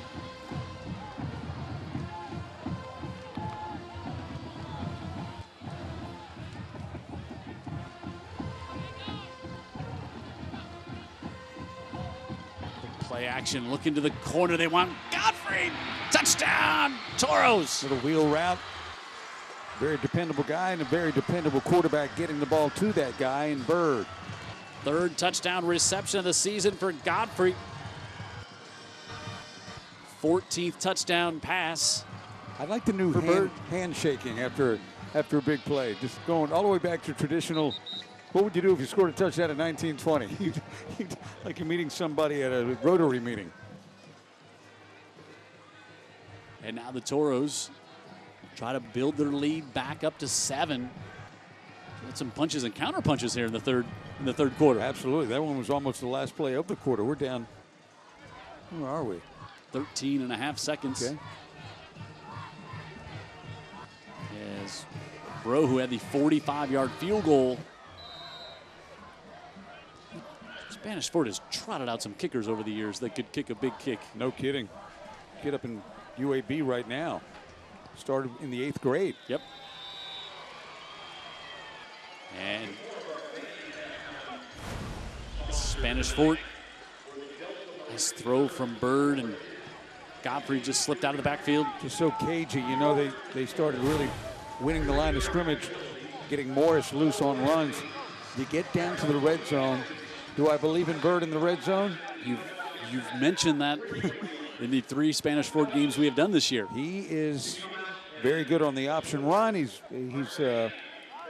just very aware, and of course, you call a play that catches Daphne off just a little bit, and he delivers it right on time.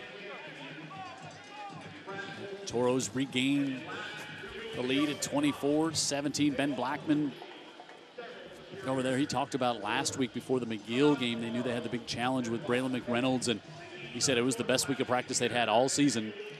And they came out and they really shut down McGill last week.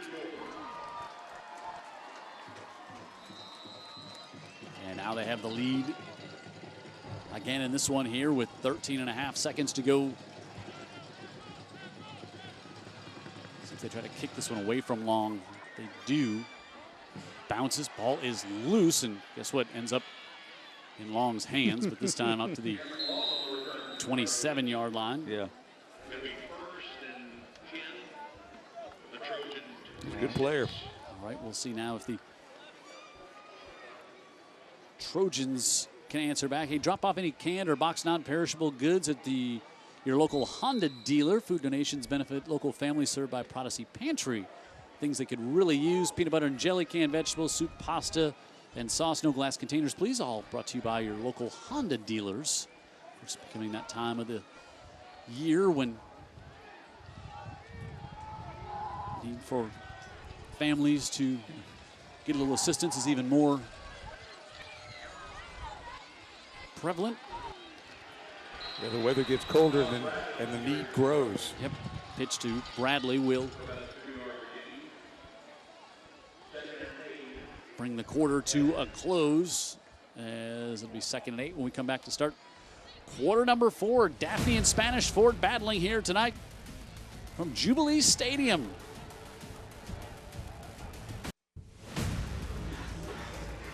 Ready to start the 4th. Jim Cox, Dan Brennan, Heather Healy on the sidelines. Matt Melton, our statistician. Thomas McDonald running things tonight down in the truck. Takes a village.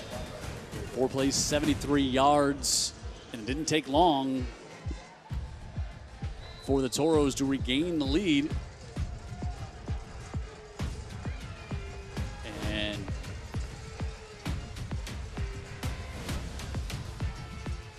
Daphne here to start the 4th. The reverse pitch to the near side and turning on the speed is Stephon Blackshear, his first touch of the night. He's going to be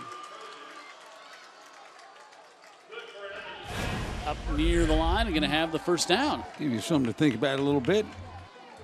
End around, they used to call it back in the day, a reverse, and not terrible containment by Spanish Fort. They keep it from getting way outside in a big game.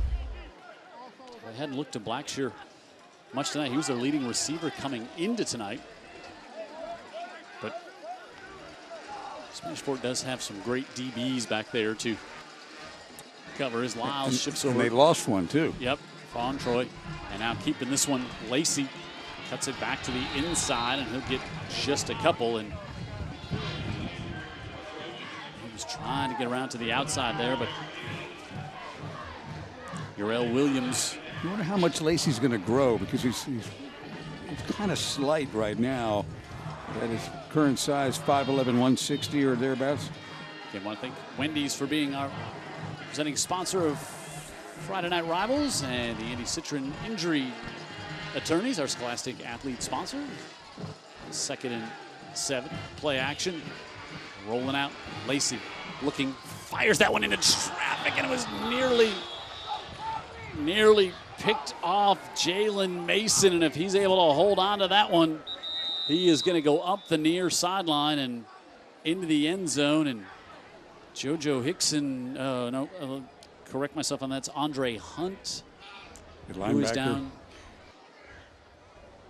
Mason was kind of reading the quarterback's eyes on that one the whole time. Yeah, he breaks on that ball and is in the right place, doesn't hold on to it. Let's see what happened to Hunt. Here's a replay of it. Lacey rolls out. That is the, when you're talking about breaking on the ball, there's the definition right there. Couldn't hold on to that one. Is Ben Blackman and Andre Hunt have a little chat, and Hunt able to get up and walk off on his own power. Little attrition tonight, Jim. Yes. Both sides. And that's, it's such a, we talked about in the pregame show, both teams have such big games next week in the playoffs, and this is going to be a super physical game. And, you don't want to get hurt going into the playoffs, but also you got to play the game. You got to play the game, especially against your big rivals. I think they both would prefer maybe it's not week 10. So I don't know. I do know that for a team that's been to the finals the last 2 years, Spanish Fort's got some aspirations again this year. Yep, 3rd and 7. Lacey rolls out, floats that one up in the air, and this time it is intercepted by Gottfried. Tipped it in the air, stayed with it, and the second interception of the young quarterback tonight, Gottfried, who doesn't usually start at corner. He's back there tonight. And what concentration as he was trying to just float it over Gottfried to get to Jones.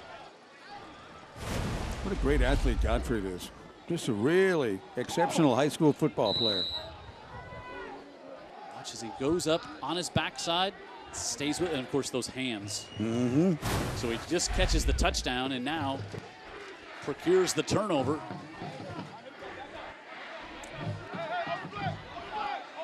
And the Toros now on top by 7 with the ball back. Boy, Daphne, no safeties back. Give it off to Morris, and look out. Morris up the far side. Johnny Morris with the speed. Still on his feet. Still lunges in for the touchdown. Yeah, I thought it was going to affect him in the pass game. It actually affected him with the run. No safeties deep at all. 0 coverage. And so when he busted through, there was only people chasing him. 58 yards. Nobody back there to stop him. They just had to turn and get in chase mode, and they had the angle on him. Yeah, as soon as you said no safeties, and then when he broke contain, you were like, uh-oh. Right. Watch the great play to extend the ball inside the pylon when he gets here. He's going to break a tackle inside the 5 there. Now watch what he does with the football right here. What a play. Yeah. He had about 20 yards at the half. He's got 131 now on 12 carries. And the PAT is good. And now the biggest lead of the night. Watch that. Look at that play right there. Extending it in for the touchdown. Johnny Morris over 1,000 yards on the season now. Having a pretty pedestrian game for about 3 quarters.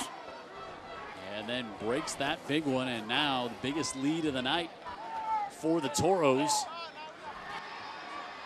So they get the interception. And then a one-play, 58-yard drive. And allow us to tell you about more of our sponsors. McConnell Collision Center. You have a right to choose who you want to repair your car. Also the Drug Education Council. Thanks to all of our great sponsors all year long here.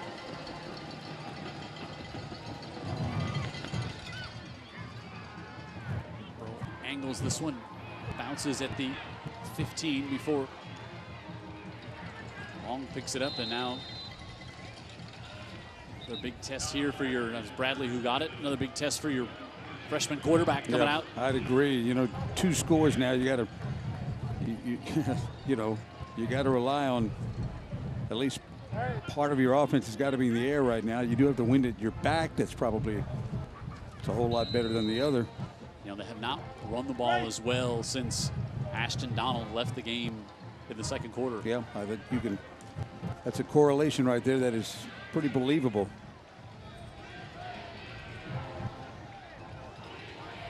Nick Clark takes the give, and this time he does get a big hole on the right side, and Clark up the sideline and out of bounds near the 45. We'll pick up 18. Well, there is a lot of talking going on out there. And too much for my taste. But well, especially you got the Daphne defense on the field over here toward the, or the Spanish Fort defense over here toward the Daphne sideline. And that's where things can get a little messy. Clark again will go across midfield before he's wrapped up and brought down Colton Holland, Jr. there to make the stop, but solid pickup of 5 on first down for the Trojans. Boykins split to the bottom of the screen. Jones in the slot. Play action looking fired, and that one incomplete as they were trying to go to Blackshear, who ran that little end around on the previous drive. Now 3rd and 5. Is that just his natural throwing motion? That's it? Because that's the way we've seen him throw it so far tonight. Yeah, we see what Clark has done here this evening, over 100 yards tonight, and up to now 11 touchdowns on the year, just a sophomore, and they're going to go Wildcat on 3rd and 5. They're going to go Bradley to the Wildcat, though. Daphne, maybe a little confusion. Play clock inside 10. Bradley keeps it himself, and right back of the line of scrimmage, and stopped there as Mason made the stop and then told him about it. There's a lot of people touting their own success on the field tonight. Bradley on the keep. And here we go, 4th and about 1, and they don't go to the Wildcat. They stay out of the shotgun. Extra tight end, and now is under center. They will go to Clark, and Clark steps in and takes the snap, and he's going to have, looks like he's going to have the first down. Looking by the spot on the far side of the field. So that was a different formation than we had seen. Yeah, he comes up under center. You know, the other thing about that, you got a guy that doesn't take the snap very often. Correct. I mean, the quarterback doesn't take the snap very often. You got more John, and that's not a good sign. That was T-Shawn Calvin, and Clark face mask to face mask there. But good for a first down.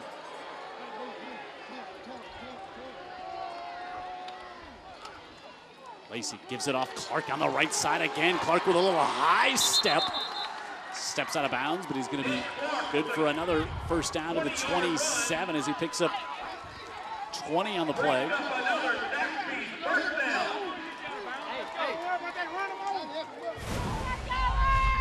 That's the little high step. He slips the tackle here right there, like, woo, I love it. Talking about a little old school, right? Down to the 27. Daphne down by a couple of scores with 8.5 to go. And Clark will stay in there at the Wildcat. This time Clark, he'll give it off. Bradley steps out of bounds and takes a hit right on the sideline. Getting out of bounds. Number of plays on this drive. They're stopping the clock, which is a good idea for them.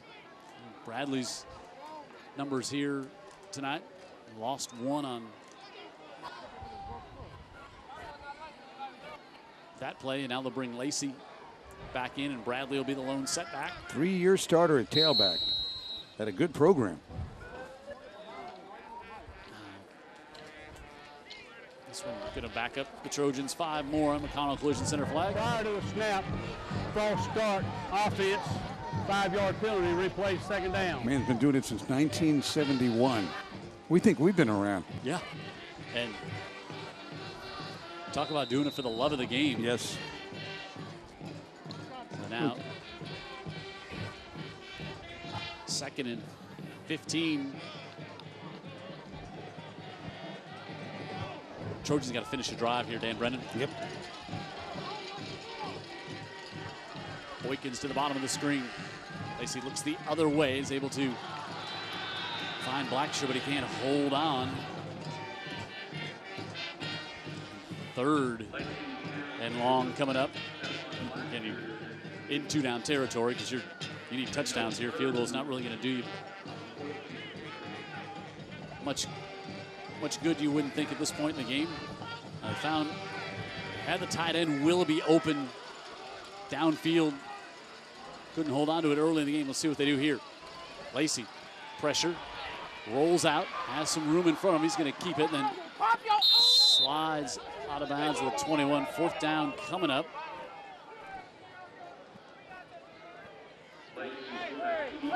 bring up 4th and about 6.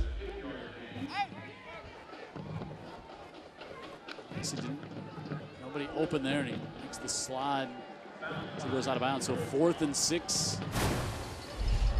Started that slide. They could have kept the clock going right there, Jim. Might have made a mistake. I think he was actually out of bounds when he did begin the slide. So 4th and 6.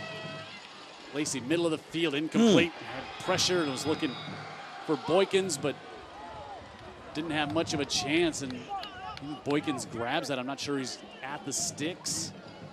So Spanish Fort's defense comes up with another big stop in their own, back down to their own end. Hey, get to the ball, get the ball out. It was a good drive for Nick Clark. He's up above 130 yards now rushing, but like you said, they had to finish that drive, and what you meant by that was finish it in the end zone. Yep. So turn it over on downs without getting any points, and now Spanish Fort already on top by 2 touchdowns now, with a chance to maybe add the lead, but at the very least continue to grind away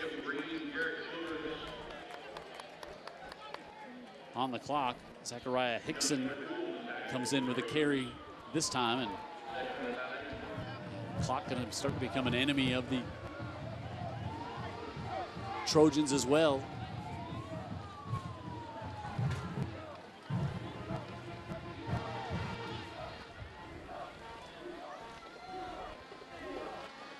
Bird. Wow. Looking far side. What a catch by guess who? Jake Godfrey. In the truck, you can go ahead and put him down as one of our 3 players of the game nominees. No kidding. He could be 1, 2, and 3. Well, let's see. This is going to be roughing the passer as well. Going to add 15 onto this one. Let's watch at the end of the play here and see what happens to Bird. We just saw a late hit coming. Look at Godfrey come back to the ball, too. Leaves the sideline, gets position. Ball kind of hung up in the air to allow him to make the play, and then they'll tack on the 15, and I'm not sure who was coming to put the late hit on. Tim Dees.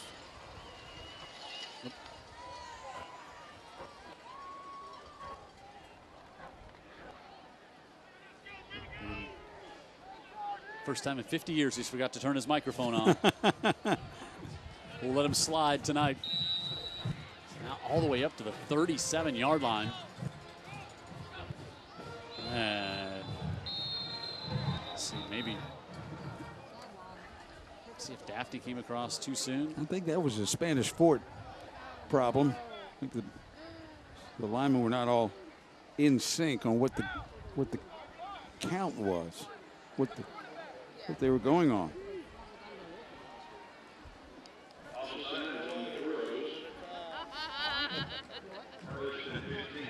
Shipping it away. We're going to do it one way or another.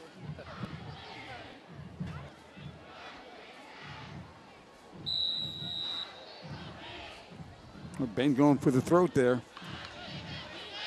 So back up to the 42. Inside 7 minutes to go. Free in motion. Bird to keep it. Bird stays on his feet, was trying to stay in bounds at the end of that play there, and he did. Yeah, they whistled it in bounds. Bird's so aware, isn't he? Yeah, everything. Just started last year as a sophomore. And he's a big, strong kid, too. Don't forget about that aspect of it.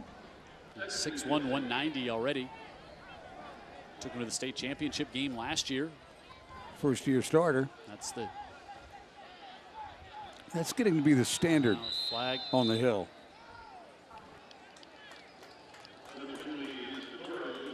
So this is going to make a 2nd and 20 on this McConnell Collision Center flag.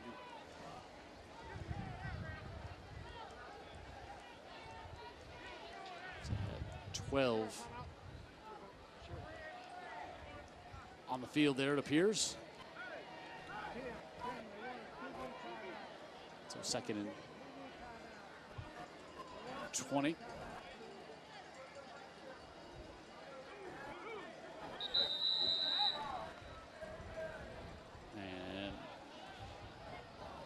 We get a timeout here halfway through the fourth. Spanish Fort 31-7 on top of Daphne, and they've got the ball out around midfield. 3 signature sandwich rates. 6:06 left in this one. Daphne trailing 31-17 to Spanish Fort. The Toros with the ball at the 48-yard line.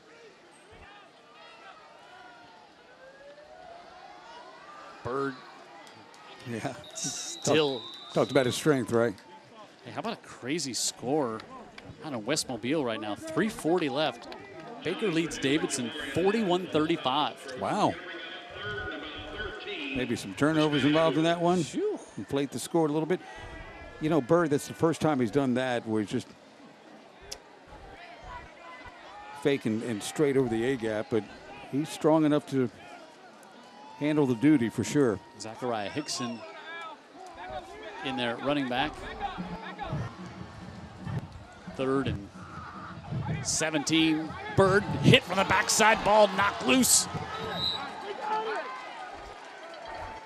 I think Daphne's got it. That was Quinley. And recovered by the Trojans. And when he gets there, he creates quite a mess, doesn't he? Just such a big body, Jim. Tyler Durant comes up with a loose ball, the sophomore.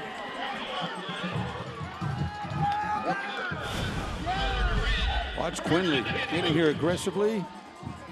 It wasn't Quinley. Yeah, it is. He'll change jersey numbers, becomes in and plays on the offensive line some too. Wow, okay. So hasn't changed back. So okay. Came and made the big hit there. Knocked it loose. His 5th sack of the year. He's good at 7. He's good when he's number 75. And he's good when he's not wearing any shirt at all, I guess. Daphne's got to get some points. It's the 3rd turnover they forced here. Scored on the first 2 after they had it. Now Lacey steps in the pocket, wants to heave it down the field as just long as he had. Blackshear with a couple of steps. The 14-year-old can throw the football. God. He just puts a little more air under that one. It's kind of a line drive, wasn't it? All right, hey, our trivia question. All right, so who's won the most games in Baldwin County? Think about this. They've been around a long time. Yeah. The school. Well, here's Fairhope. Starts with an F. Foley. Okay. That was an easy one. And the highest winning percentage, Spanish Fort, 77% of their wins after starting out 0-10 in their first year. And this one incomplete. 77% of the games they're winning, almost 78%. And good math. And by the way, they were kind of an expansion team, if you will. Yeah, started 0-10 their first year. Yeah, and then remember we started hearing about them. We finally saw them in a playoff game that we did in tape delay at Viger, and I said this is almost like a mythical team. Right. And they won at Pritchard Stadium that year. Of course, you had Brian Vincent, the coach. Then you had Mark Freeman. Then you had Ben Blackman, who's been here, who've all been there for the great runs. Mark Freeman won back-to-back. Won 2 state championships there, and then Coach Blackman won one in the first year. Now 3rd and long, and dropped back, and the ball comes loose and recovered by the Toros. Tishawn Calvin comes up with a recovery after the sack, and the turnover's piling up now here for Daphne. Good pressure there by Trip Lee, the junior. He was the one who got the sack, and then excellent job by Lee. He also had some help on the other side by McConaughey, and they just squeezed him in. Ball gets loose. Spanish Fort football. Tishawn Calvin had an interception last week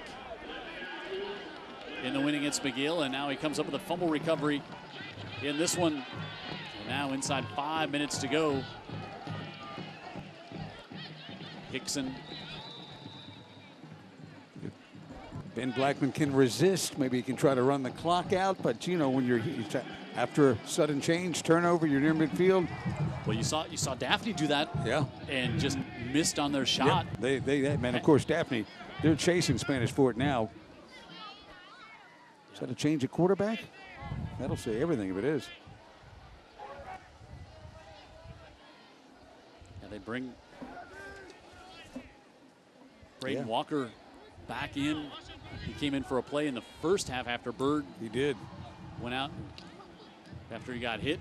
Fires this one, and he's got the completion to Jackson, and Jackson's going to have the first down. So Walker, a junior, and you see the confidence that Ben Blackman has in his backup quarterback. You know, to think about it, he might just be a little bit not quite as good as Bird, and Bird's really good. Yep, more of our sponsors, Greer's, Barrel Fine Furniture, and the Orthopedic Group. It's a first down, Alabama or AOC.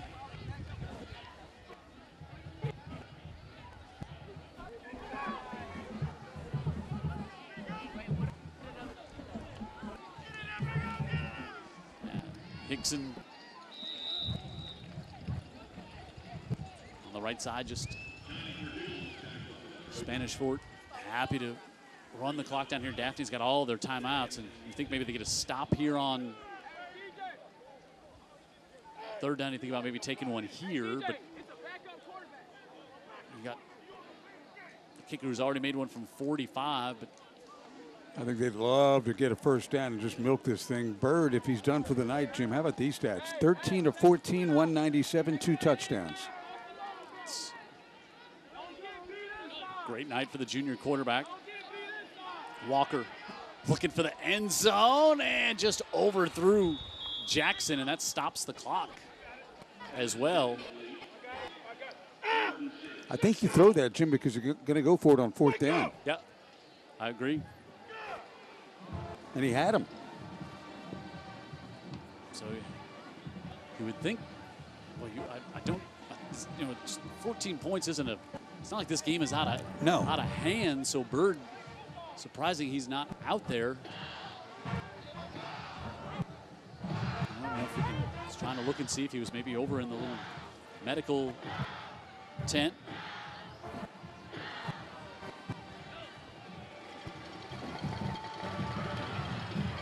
Inside, pushing ahead. The game was over, Jim. Gonna score. Instead, the ball comes loose, and Daphne gets it back at the 20.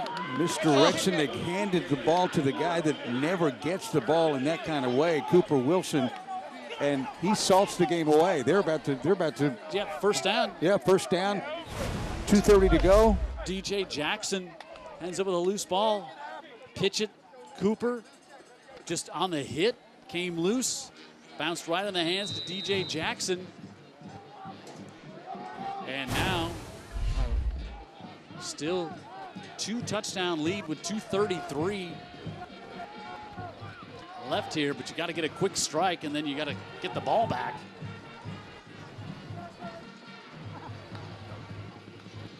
Lacey gives it off. Bradley hit right in the hole and then pushed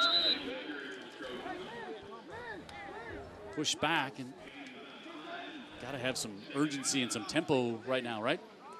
You would think.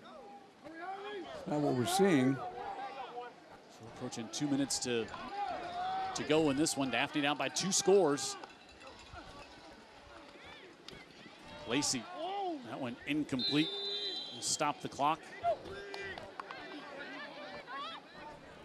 Bradley nearing 90 yards on the evening. He's had a good game. 3rd and 6 coming up.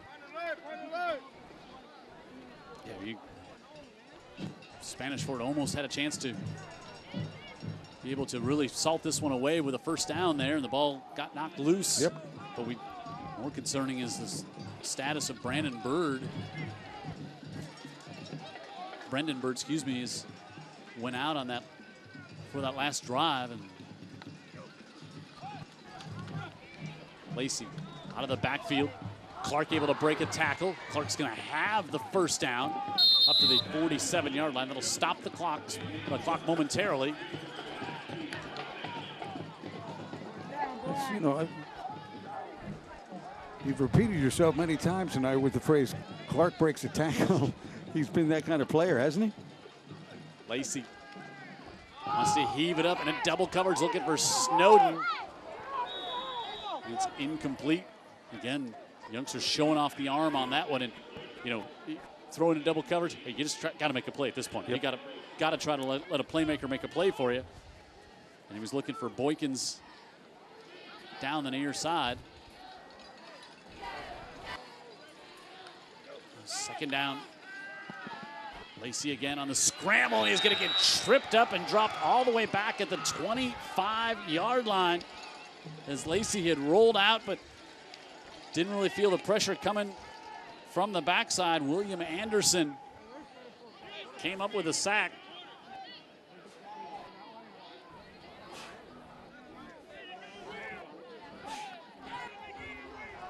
And now third and about 20 here. Lacey just dumps it off. It's going to be incomplete, and now they throw a flag. Is that going to be a intentional grounding, or was there a roughing the quarterback? I think McConaughey was there. McConaughey was a little concerned it was going to be on him, and I don't. And another one? There's another one. So we'll see. Like, McConaughey was just kind of almost shadowing Lacey to keep him from getting the long throw off. At 6'6", 220, McConaughey shows pretty good agility right here. He's just breaking it down, not overreacting. Oh, okay, so there was the hit to the head, and then going right back after him was the freshman quarterback. Yeah. And then something was said after that play that's going to be the second penalty. There's a lot to sort out here.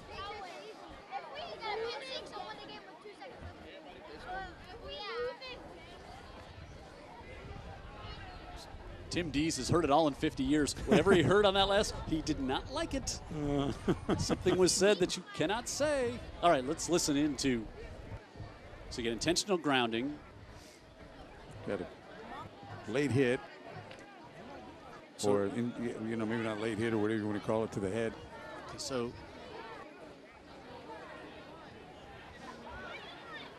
All right, we've lost his microphone, it appears.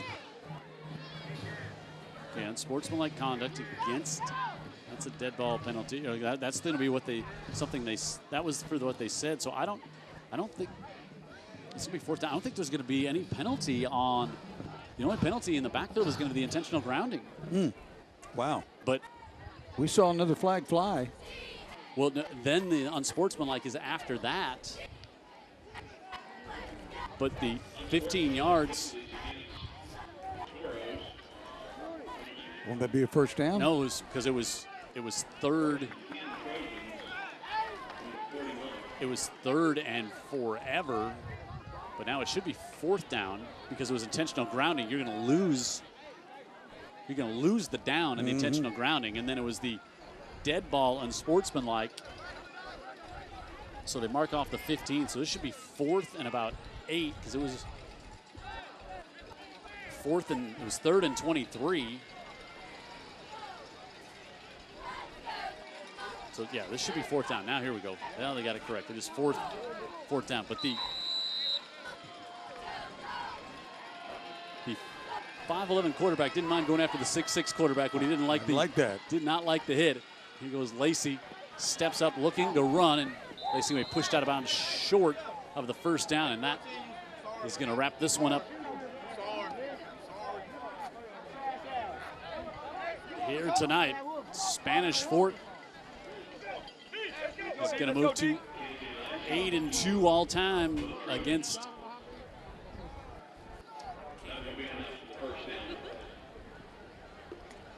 some of our great crew. Kyle Bland down there in the end zone.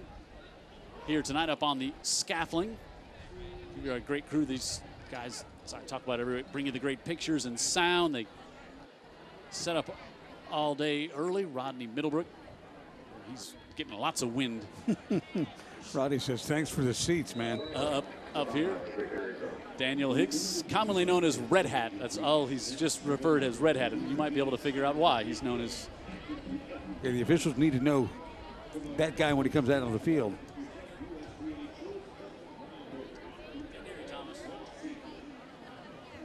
There's Victoria Crowder. First night breaking out the gloves just outside the press box here.